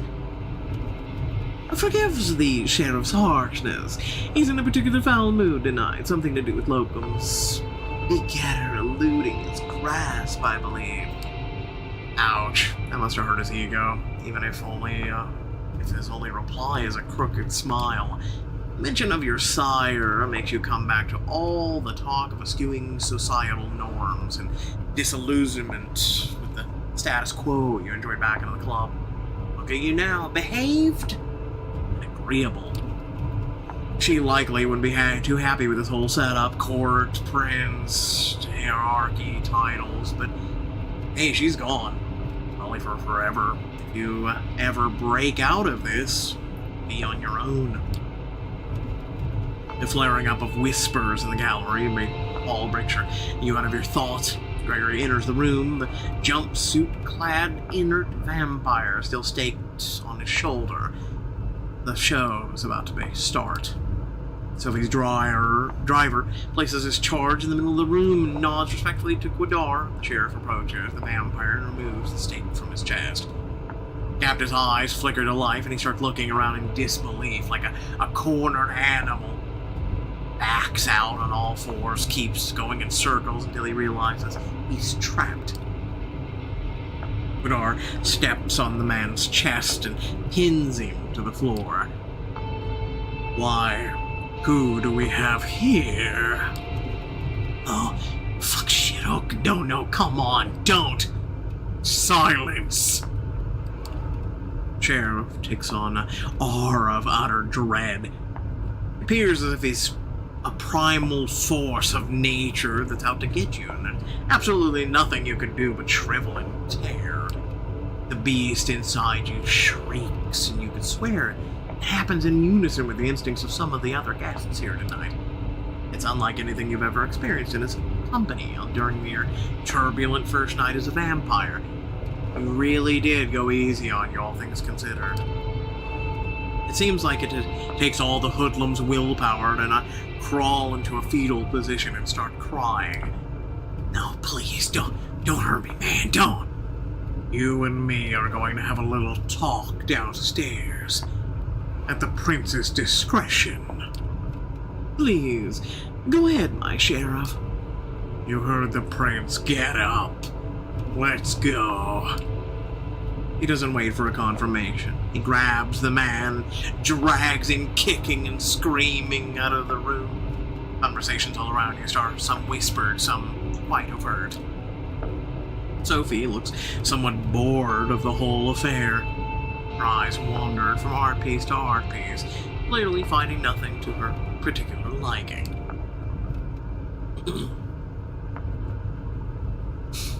Torture in an art gallery. What happens now? What could I think he'll manage on his own. What happens now? It'll be at least some minutes before Quadar gets information he seeks out of the thug.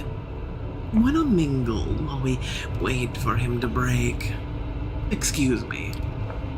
Sophie leaves your side and goes to a corner of the gallery where a group of kindred, some seemingly pretty old-fashioned, gathered, and concierge offers you a drink. It's still warm. It smells nice. Just a sip to start you off. A splash over your palate, coating your tongue and inside of your cheeks. Nourishment. You're left to your own devices. You have a quick look around. The prince is currently talking to a dark-skinned woman you recall seeing here just a few nights ago.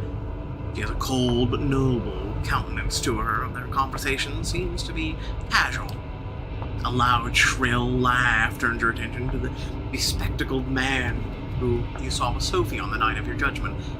He's making the rounds, chatting up different patrons. You feel somebody's eyes on you. A casually dressed, plain-looking man stands alone near a column, watching you. He turns his gaze away sheepishly when he realizes you've noticed. Chat up the man with the glasses, try to talk to the prince, confront the man looking at you.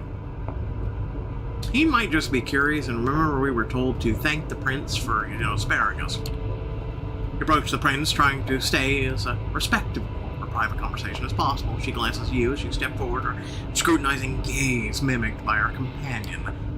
She addresses the dark-skinned woman before turning to you.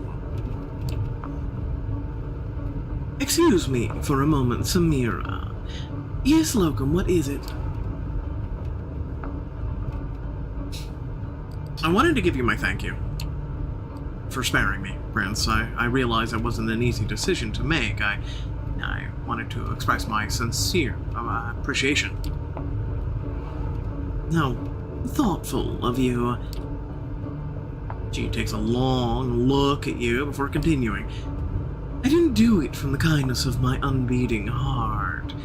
You are an asset to Miss Langley, to the Camarilla, and to me. I believe I made the righteous decision.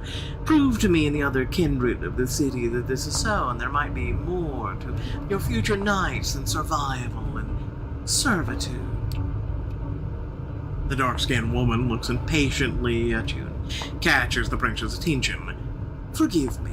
That's all the time I can spare right now. We have something to discuss with Samira still. Enjoy your night, Locum. Same to you, Prince Panhard. Prince nods and turns back to the other woman to continue their conversation. Sophie mingling with the other kindred, clearly in her element, and not to be disturbed. Wadir hasn't come back yet, and so you can probably still find time for at least one more conversation.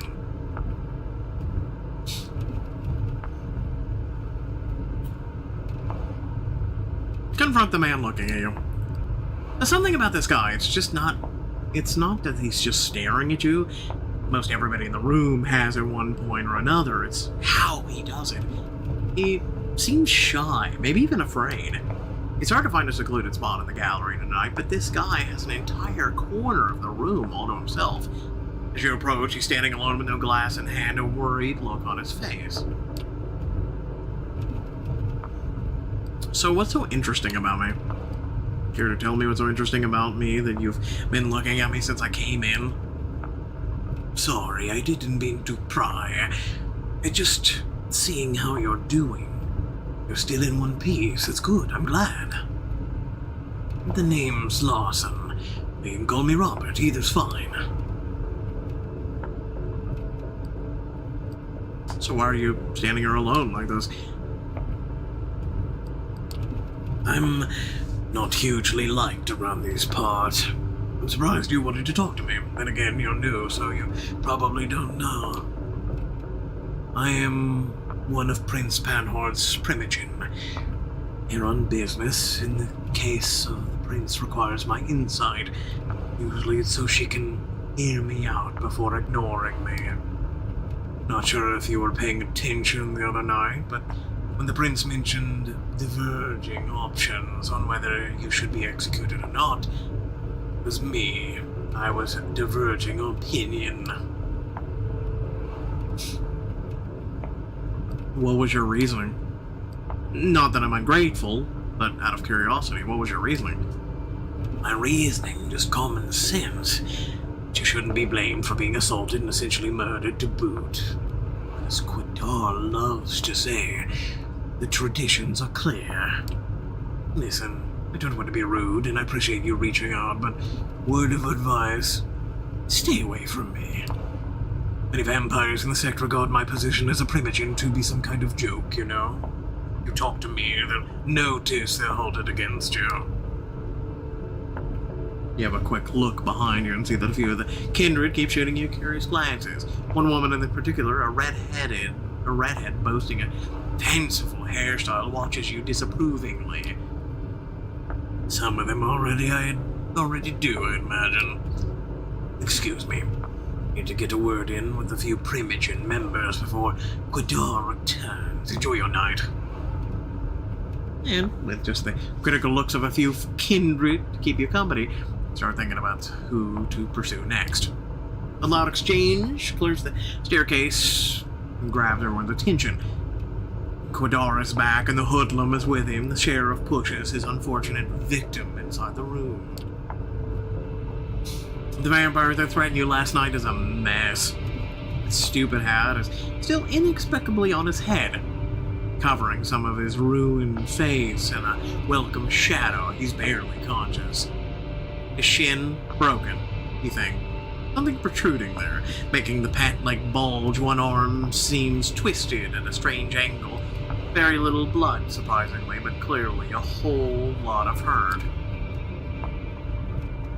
Well, Quidar, did our guest cooperate? Tell the prince your name. It's Howard. And who do you run with, Howard? Midnighters. An Anarch coterie, my prince. Active for some time now, though, from what this one told me, the name is about the only legacy the group has kept over the years. I see. Hey, Prince, I didn't mean to. I didn't know. I didn't. Loud crack makes some of the guests audibly gasp. Quidar's slap dislocates the man's jaw. The spray of blood creates something like an abstract art piece on the floor. This one is guilty of threatening a member of the Camarilla, claiming a domain without the prince's approval. That alone would be enough to pass swift judgment, but he is also Anarch scum. My prince. There can only be one verdict. Final death. Do your duty, Sheriff. Unless, of course, somebody would like to play it, being a good Samaritan like our dear Miss Langley a few nights ago. The look of Prince serves you and Sophie cruel jest. Sophie takes it graciously, smiling, slipping her arm under yours in a strange public show of affection. Nobody says anything. The vampire named Howard jumps to his feet and makes for the window.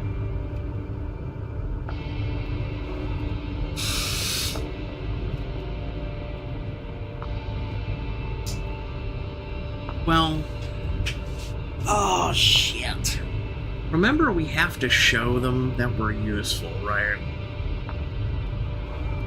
Celerity. In a split second, you make your choice, focusing your blood, and you dash forward, grab him by the back of his jumpsuit and pulling him away from the window. You expect some resistance, but fine, you don't have to worry about it when a swift cut separates Howard's head from his body. You let go, and the headless corpse slumps to the ground. Vidar is standing between you and the window, his sword drawn and an ugly smile on his face. Well, Locum, your eagerness is laudable, if unnecessary. The Howard fellow couldn't have hoped to escape his fate, but facing Quidar's expertise. However, I have made note of this show of loyalty on both you and your patron's accounts. I would like to thank Miss Langley for bringing this Anarch thug to my and Quidar's attention. I assume all have found the verdict satisfactory. It's a rhetorical question, and everybody here knows it. Then I consider tonight's meeting concluded. Good night to all of you. 2 steps out of the room, and you see many of the guests move to do the same.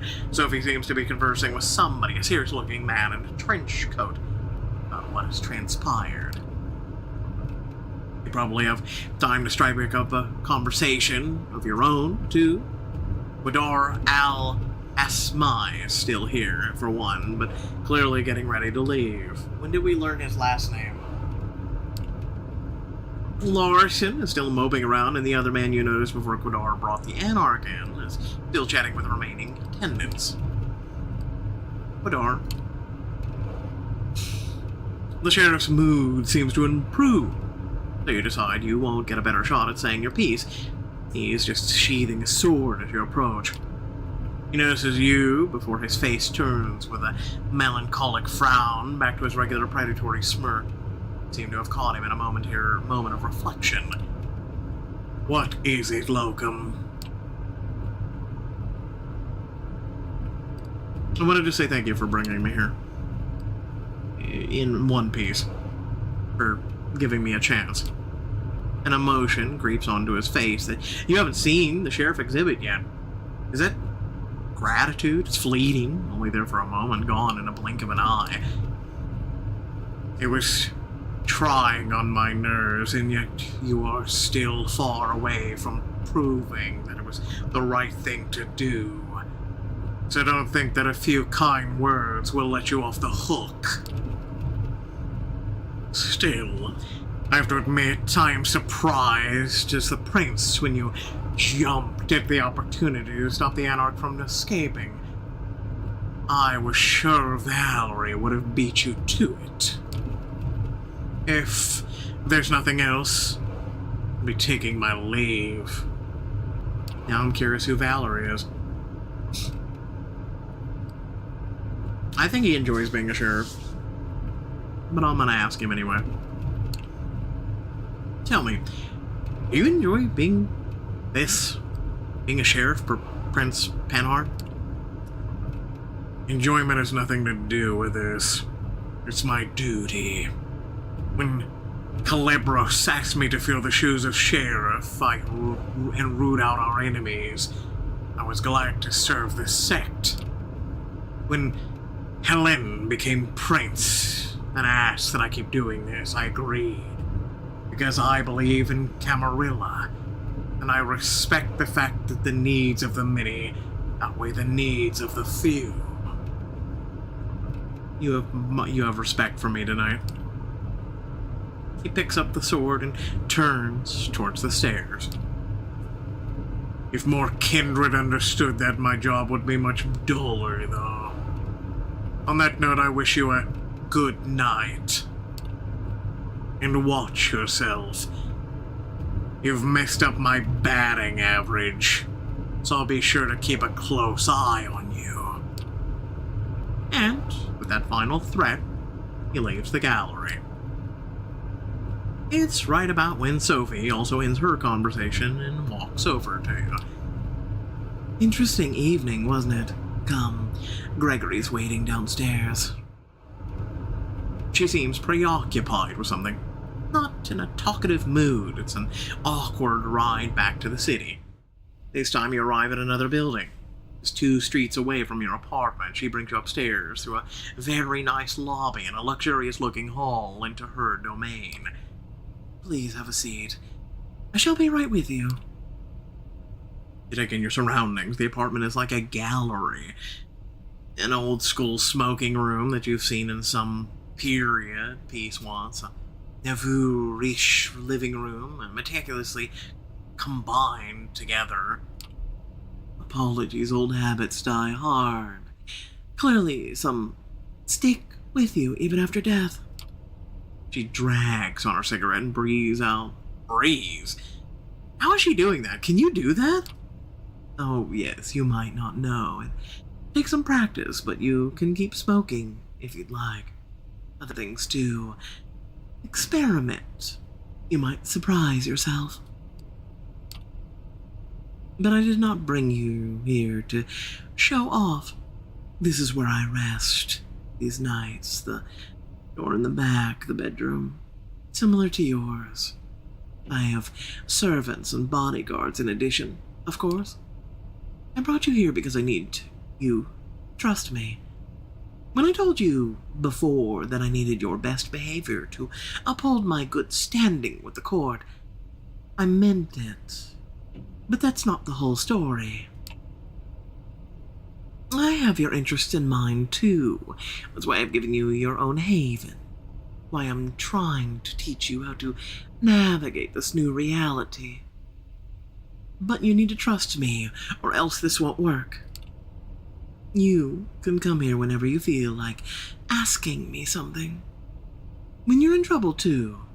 Though I hope that won't happen often. I would ask you to come here when you wake up tomorrow. I'll have something to discuss with you. Why not discuss it right now? Since we're here together. I still need to follow up on a few things before we speak. Patience, fledgling. That's silence again. There's definitely something on Sophie's mind tonight, but she doesn't seem eager to share it with you. Just yet. I'm leaving for another visit. Come downstairs with me. We'll give you a lift. Quick trip. Promise that you'll show up tomorrow and some polite goodbyes later. You open the door to your haven and gather your thoughts. It's exciting in a way, being dragged deeper and deeper into this secret society, its rules. Whatever Sophie has planned for you, it's bound to teach you more about this thing I've become. You sink into your vampiric sleep just like with a sliver of hope. It's a welcome change.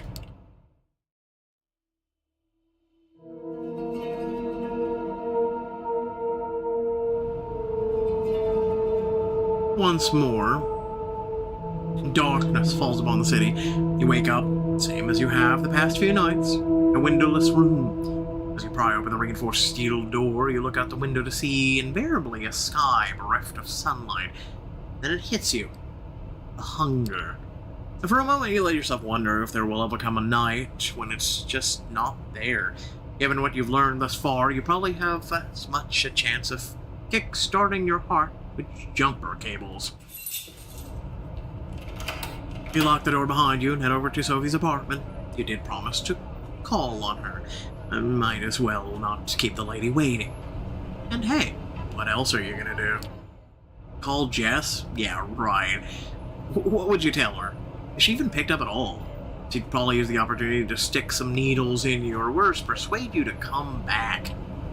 Or go back to work?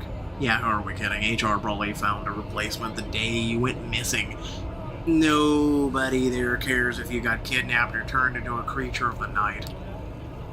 These thoughts put you in a weird mood. It's a strange sensation to walk the crowded streets, same as you have so many times before, but feeling so disconnected. All these people, you're not one of them. Not anymore.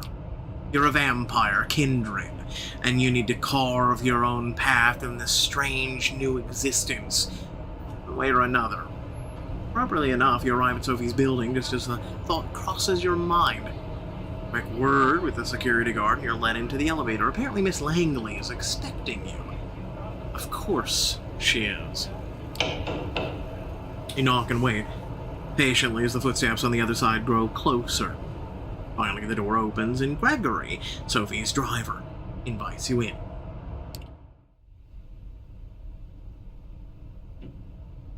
You find the lady herself standing by the window, silhouetted against the city's midnight glow. She stares out motionless like a marble statue.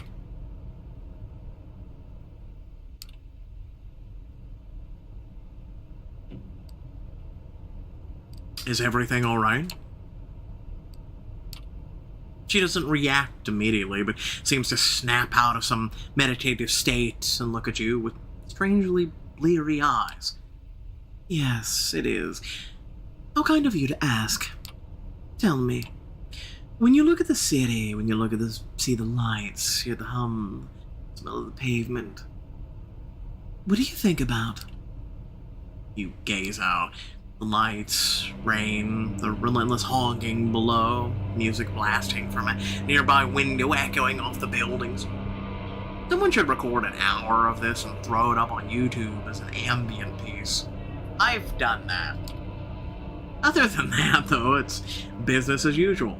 The sights, the sounds, the smells, you know them all too well. Sophie watches you. You can tell she's disappointed somehow, but she covers it up with a courteous smile. Well, not everyone can appreciate the intricacies that the world offers. In fact, among Kindred, my clan is somewhat notorious for finding innate meaning, even in the mundane. You see, the blood that flows within me is that of the clan Toreador. There are 13 such bloodlines among us Kindred, though that number has been contested in the past, and these nights, it seems that nothing is certain anymore. The clans have gone by many epitaphs over the years, but the names used these nights have their roots in medieval times. The original Inquisition, if you can believe it. They use these to categorize us, to describe our inherent differences. In time, we adopted them ourselves. Each clan has a uniqueness about it, inescapable, originating from an ancient progenitor, carried from sire to child. For the Toreador, the gift lies in a sensitivity of sorts. We are uniquely attuned to beauty and ugliness both. We can see either where most cannot. A blessing, on most nights, occasionally occurs. The sheriff is of my clan as well, although you'd be hard-pressed to see him such orquidor. Breaks my heart to see him in this state. Still, there is a beauty to it as well. I think like it could fall from grace. Try as she might act playful, you could tell she genuinely cares. She lets her gaze wander for a brief moment, but is quick to regain her composure. Then there are the Ventru, known for their pride and proclivity to rule over others. The prince represents that clan, as is quite the common in our society around the globe. Where the Blue Bloods think themselves rulers, the Bruja like to see themselves as preeminent revolutionaries. They call for universal rebellion while being slaves to their own temper. We don't discuss the rabble much anymore. Not after they've largely broken off with the Camarilla. I think they were philosophers once, long ago. I hope to tell you more about other such bloodlines tonight.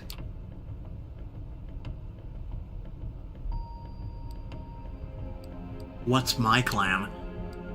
Do you know what it is? No. I can only guess it based on certain aspects of your behavior and tastes. You will need to come to your own conclusion and seek validation from your clanmates if you require such a thing. As you will no doubt learn, some kindreds fit their stereotypes more than others. The blood is hard to deny, though. There are certainly those who try. But that is perhaps a subject for another time. I invited you here for a reason. There's something I wanted to speak to you about. It is customary in our society, especially among younger kindred, to organize into coteries. Sometimes these are called by the prince themselves or mandated by a fledgling's sire. In our case, you may treat it as more of a strong recommendation. I want you to seek out companions, not only because you need to learn more about our society, but because it is also useful. True friendship are rare among kindred, but having allies, even temporary ones, is something of a necessity these nights. We might be selfish creatures, but we are drawn to each other nonetheless. Where should I look for allies? Any suggestions on where I should start looking? I was just about to get to that. She puts on a mysterious smile. I spent some of my precious time last night asking around, pondering potential kindred for you to meet. Came up with a short list of contacts. I hope you'll appreciate the gesture. Forging a partnership with them might offer perspectives and viewpoints that I cannot provide. Lenses, though, which to view our kind. They are all members of the Camarilla, of course, more or less.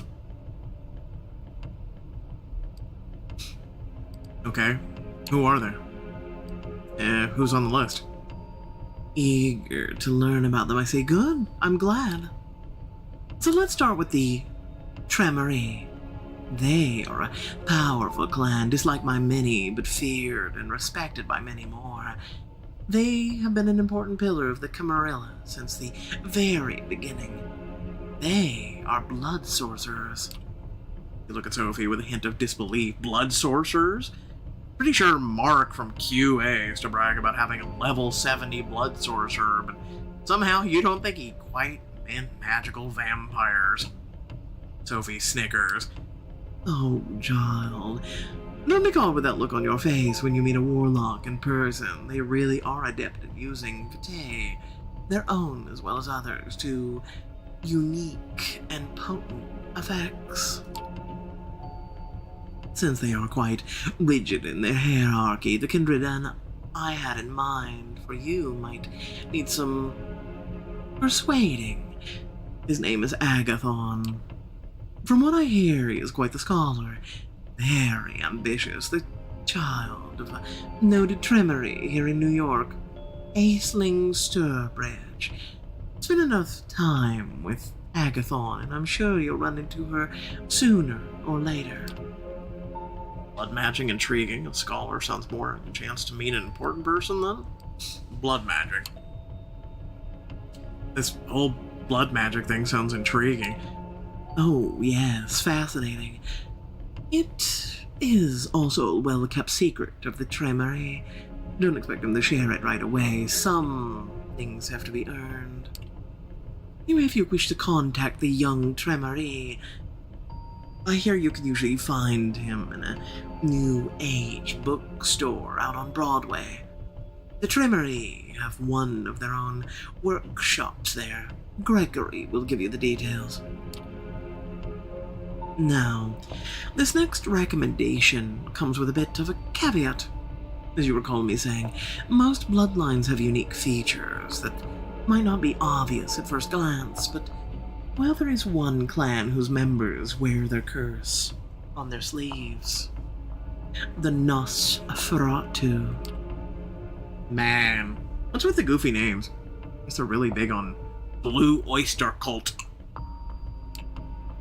No wonder they have their havens in the sewers, abandoned buildings and such. Their appearance is hideous and obviously unnatural. They walk the streets like other kindred the kind would have learned our existence long ago. Did she just shudder? Hard to tell with her unusual complexion. But you could swear her skin suddenly took on an even more sickly color. What I have in mind isn't a big eyesore as the worst of them, but he isn't no Adonis either. Still, he has some talents and connections you might find useful. His name is D'Angelo, and he has an office, for lack of a better term, in otherwise abandoned grain terminal in Red Hook, right next to one of those Swedish stores. The name escapes me, but the ones with awful furniture. IKEA? Oh my god, yes. Swedish furniture store? You mean IKEA? Yes, that's it. My mind struggles to retain things that are aesthetically displeasing. D'Angelo does odd jobs for Coteries, digging up dirt, locating kindred who would prefer to remain hidden. The kind of work the Nosferatu are best at. He's on a case right now, Something to do with kind murders, I think. After your initial brush with our dear sheriff, I think it would be wise to show some goodwill towards his agenda. Assisting D'Angelo with his investigation might just be the thing. He takes a brief pause to look out the window again.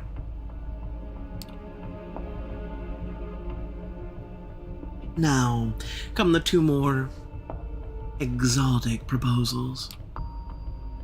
Exotic, as if Blood Mage and a vampire detective were business as usual. You may have heard about the Gangrel before. They are a wild clan, in touch with their beasts in a way others might not dare to attempt. They mostly keep out of big cities, but there are exceptions. Nominally, they haven't been a part of the Camarilla for over 2 decades. But the one Kindred I would like you to meet has strong, shall we say, familial ties to the sect. Her name is Tamika. Her sire, Jezebel, was instrumental during the Battle of New York back in 1999. The very same battle that cemented the city's Camarilla domain.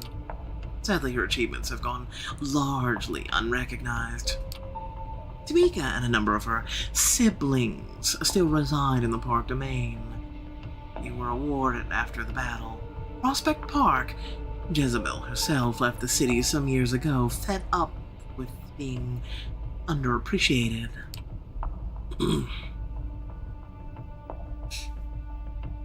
Anything more about Tamika? You seem to know a lot about her sire, but is there anything else you can tell me about Tamika? I asked around. Out of all of Jezebel's children, Tamika is known to be the most rational and cool-headed. At least for Gangrel. That said, she's likely to have a unique way of appraising your worth. I cannot say how exactly, but you should be prepared for an interesting conversation, at the very least. Then again, that could be said of almost every Kindred in the city. That mysterious smile again. So you see, seeking out Tamika could prove quite educational, if nothing else. And who knows, perhaps you will find her temperament to be a welcome change of pace. But speaking of change of pace, I have one last suggestion for you, though it's one I don't make lightly. The Kindred who calls herself Hope. She's a Malavakian. They are a uniquely cursed clan. For centuries we considered them mad, insane, unhinged, but those of us who spend enough time with them come to understand the truth. It is no sickness, but a unique perspective of the world that has them appear to us as unstable, and that perception can prove to be very valuable. Having a Machiavellian as your companion might be taxing on the nerves and a true test of patience at times, but their insight and intuition are unrivaled among the Kindred. As for Hope, specifically, she is said to be a recluse, but I have it on good authority that she can currently be found on an internet cafe. I believe it's called in Lower Manhattan. Gregory has her address. An internet cafe? Quaint. Really wouldn't know. But since you brought it up, be aware of the Camarilla is highly critical of using internet to communicate. The Second Inquisition made sure of that. Exercise caution when at her haven. Well, I believe that's all of them. I still have a few social calls to make tonight, so I'll leave you to it. Use tonight and tomorrow night to arrange some cordial visits of your own. I'll send Gregory for you as soon as I have further need of your services. Oh, and that reminds me, you will need a car. Join us downstairs, won't you? He smiles once more and turns to a driver. He helps her put on a coat, and the three of you leave her apartment. Sophie points to one of the cars near the building as Gregory hands you the keys. It's a rather inconspicuous, compact car, a decent looking, if not luxurious ride. Stay safe, Locum.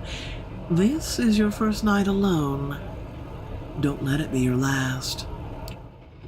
As they drive away, you find yourself with more freedom than you've had the past few nights. A blessing or a burden? Time will tell. With a list of addresses in hand, you consider your next move. Okay, so we have, it's a kind of magic, so we can select these. Searching for hope, Gumshoe in the dark, Jezebel's child. I'm thinking the magic. Let's start with that one. Is there any other ones like over here? No. Also, real quick. Okay, so there's a log, which is cool. And then there's all these informations that you can check. And let's be honest, there's a lot of information. You can always go over that at some other time, but we get the gist of it so far. Let's do the kind of magic.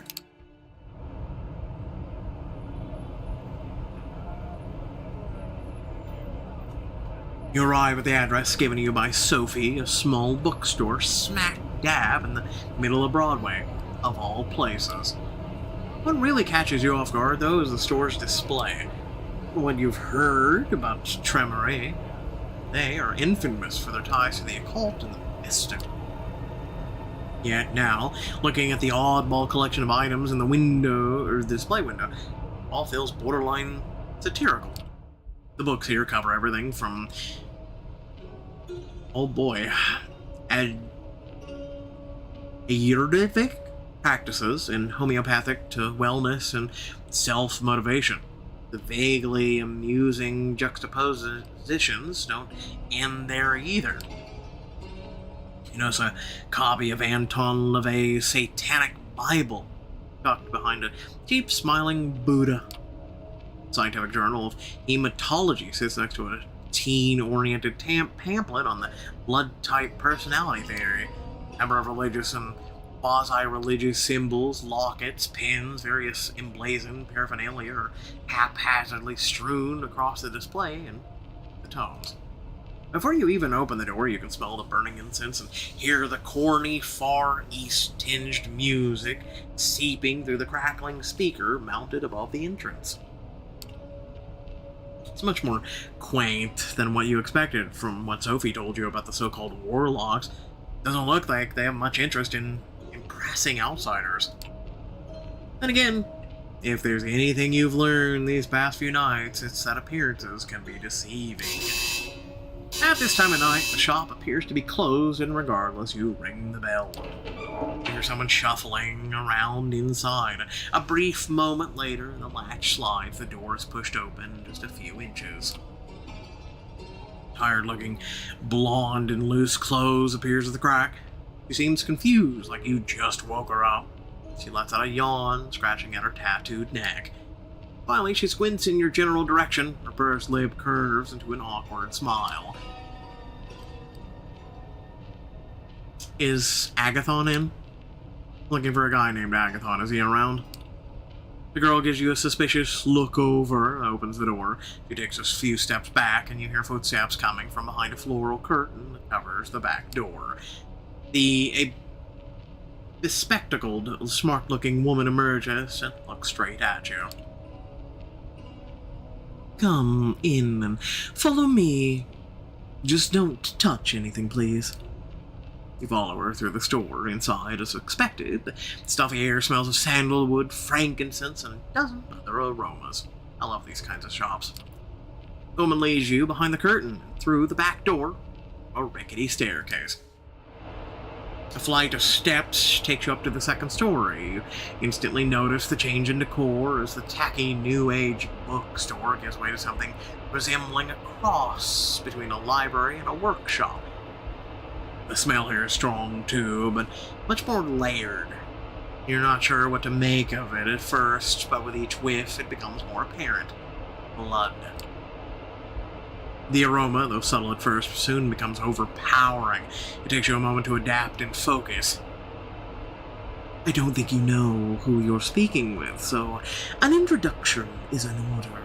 My name is Aisling Sturbridge, and I am the High Regent of the Chantry of the Five Boroughs. You are locum, correct? I have to say you're lucky the ward outside the building is only there for notifications tonight, otherwise it would have been quite unpleasant. To answer your question, Agathon is here, but he's hard at work, and I wouldn't want to disturb him. Am I to understand this as a social visit? How do you know who I am? High Regent sounds important.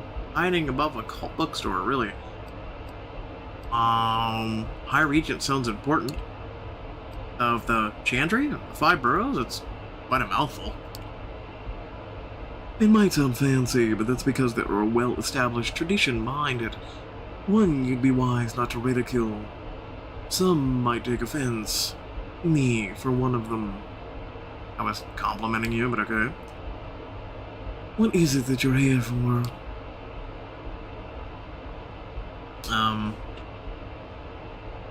Sophie mentioned Agathon to me. Sophie suggested I should meet Agathon. She said he's quite the knowledgeable. Did she now?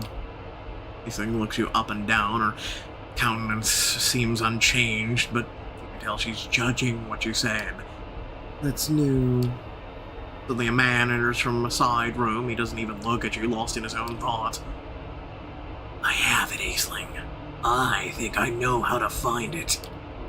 He catches himself as he notices you. His face turns sour. A visitor? Yes, we were just discussing you, in fact. Is that so?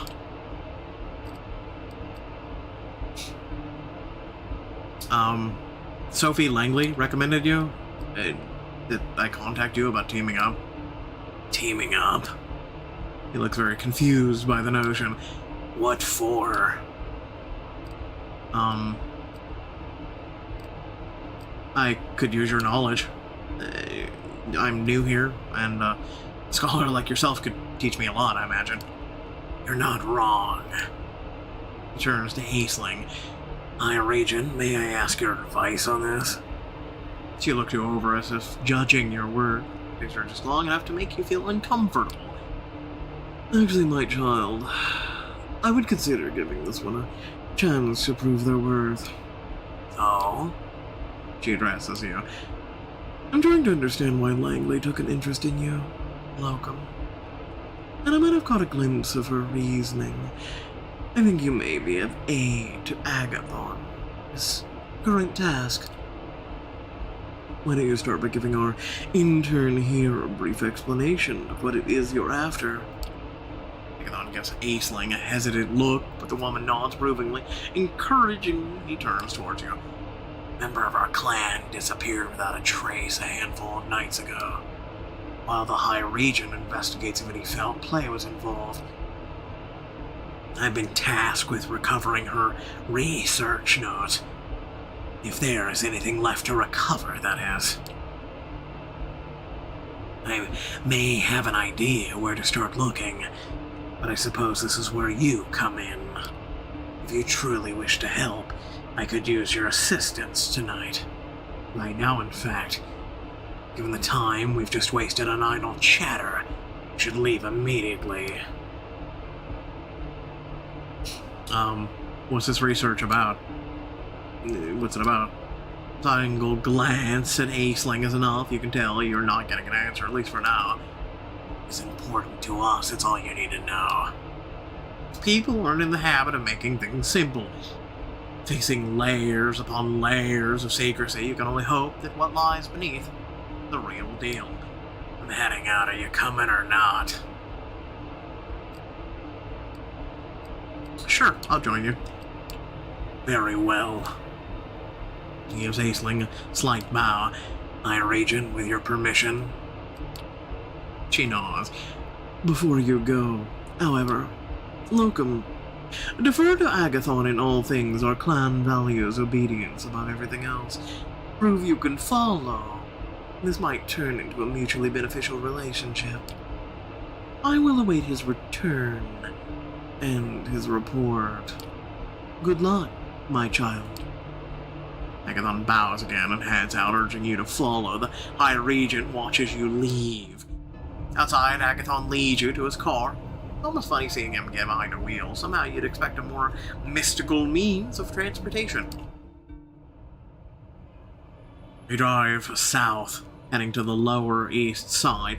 Agathon seems lost in thought. Either that or he's a very careful driver. Your way, several minutes pass in silence.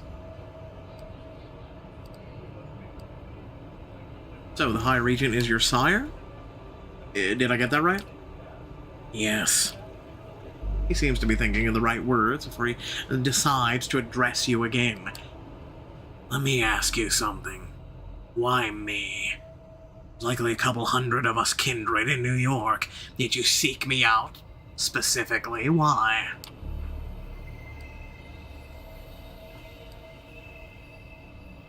Sophie spoke highly of you.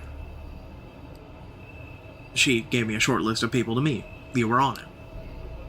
I see. Once more, he grows silent. You're unsure whether to continue prying as your driver seems to disappear into his thoughts. You drive into Williamsburg and stop by a fancy-looking building. We're here. There's a restaurant on the top floor. You wanted to help? So here's your chance. Need you to get us inside the VIP lobby. Once we're in, I need about a half an hour of focus. Some space. It'll be up to you to keep attention away from the room. Can you do that? Doesn't wait for an answer and points to the front door. Go ahead, I'm right behind you. The two of you take the elevator up to the restaurant. The door opens and you see that there are only a few guests left, sitting at the tables. An important-looking staff member approaches you. Good evening. I'm very sorry, but the restaurant is closing for the night. I can make a reservation for next week if you wish.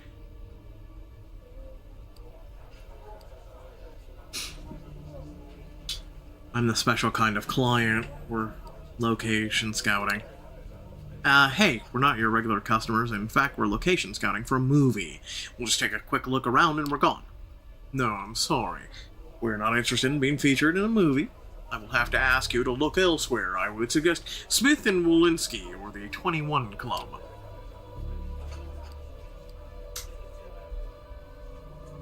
It's fine, we can come in. Hey, it's all good, we can come in. We'll be in the VIP lobby, it won't take long. Man blinks, a confused smile appears on his face. Yes, of course. Not a problem. Please, come right in. You walk in, trying to look casual, and make your way towards the VIP lobby. You step inside and close the door behind you. It's a nice place. Very highbrow, lots of old, expensive-looking furniture, private rooms to discuss any sordid business one discusses when you're that rich. Your companion looks at you with something akin to admiration, or at least that's how you chose to interpret the slight change in his usual somber facade. Not bad. Not bad at all. He inspects the room. It's unusually cold. Agathon soon discovers why. Looking behind the curtain, a window hangs open. The handle and lock look like they've been dissolved, as with acid. God damn it, Juno. Who's Juno? How about I tell you some other time? He takes a frantic look around the room. This changes things. Keep an eye on the door. I need some time. Half an hour at the very least. Nobody disturbs me, understand? He hastily pushes a couch and some potted plants out of the way, moves the bar stool, and takes out a curved knife. Cutting into his own arm, he lets out some of his blood drip onto the wooden floor. It's pretty screwed up the way his flesh oozes the deep red, thick vitae. In life, you would have found his stomach turning, but right now, you're weirdly turned on by the sight. What follows is more disturbing yet. With one hand, he sheathes the knife, seals the wound. With the other, he smears the blood around him while muttering some weird chant. It sounds vaguely Latin. You're pretty sure it isn't. It's all the more like a little disconcerting. But he seems to know what he's doing. A few moments later, the circle starts glowing faintly as thin wisps of smoke surround him. He sits down in the middle, legs crossed, eyes closed. Minutes pass. His face twitches from time to time. His head turns every now and then as if he's looking around or listening in on the conversation. Smoke grows thicker, forming a veil around the mage. He expected something more flashy, but it's still a sight to behold. You wonder what the point of all this is, but refrain from asking. Probably best to let Agathon do his thing. For close to 30 minutes, you're left to your own devices. Suddenly the doors open slightly and the manager leans into the room. Tense up for a second, but he just gives you an awkward smile. Anything you need. You show him away before he can take a closer look at your companion. He retreats obediently. 2 minutes later, Agathon casually gets up from the floor and walks over to the sofa. He pushes his hand in between the cracks in the upholstery and fishes something out. He turns to you and nods. We're done here. Let's go. You make your way back to the elevator, passing the manager on your way. Gives you a somewhat confused smile, but neither him nor any of his staff get in your way. Despite that, the elevator ride down feels tense. The two of you only relax once inside Agathon's car. Starts the engine, takes a right to the Continental Army Plaza, and back onto the bridge. You're just about to say something, but he beats you to it. Oh, that went better than I expected, all things considered. It might have been a trick of the light, but you're pretty sure you just saw a smile. I'm used to working alone, but what I'm dealing with right now might require some more assistance. You seem capable enough. I can do more, you know. Found what you came for, thanks, I guess. Found what you came for? Sort of. Enough to continue the search at any rate. That seems to deplete his social battery for the night. You drive the rest of the way in silence. It doesn't take long before you reach the Warlock's hideout. Agathon waves at you absentmindedly, once again lost in his thoughts. Hopelessly so. One of these nights you should probably take him up on his offer. Who knows? Gain his trust, maybe you can actually break through the stoic facade and meet the man underneath. Rest.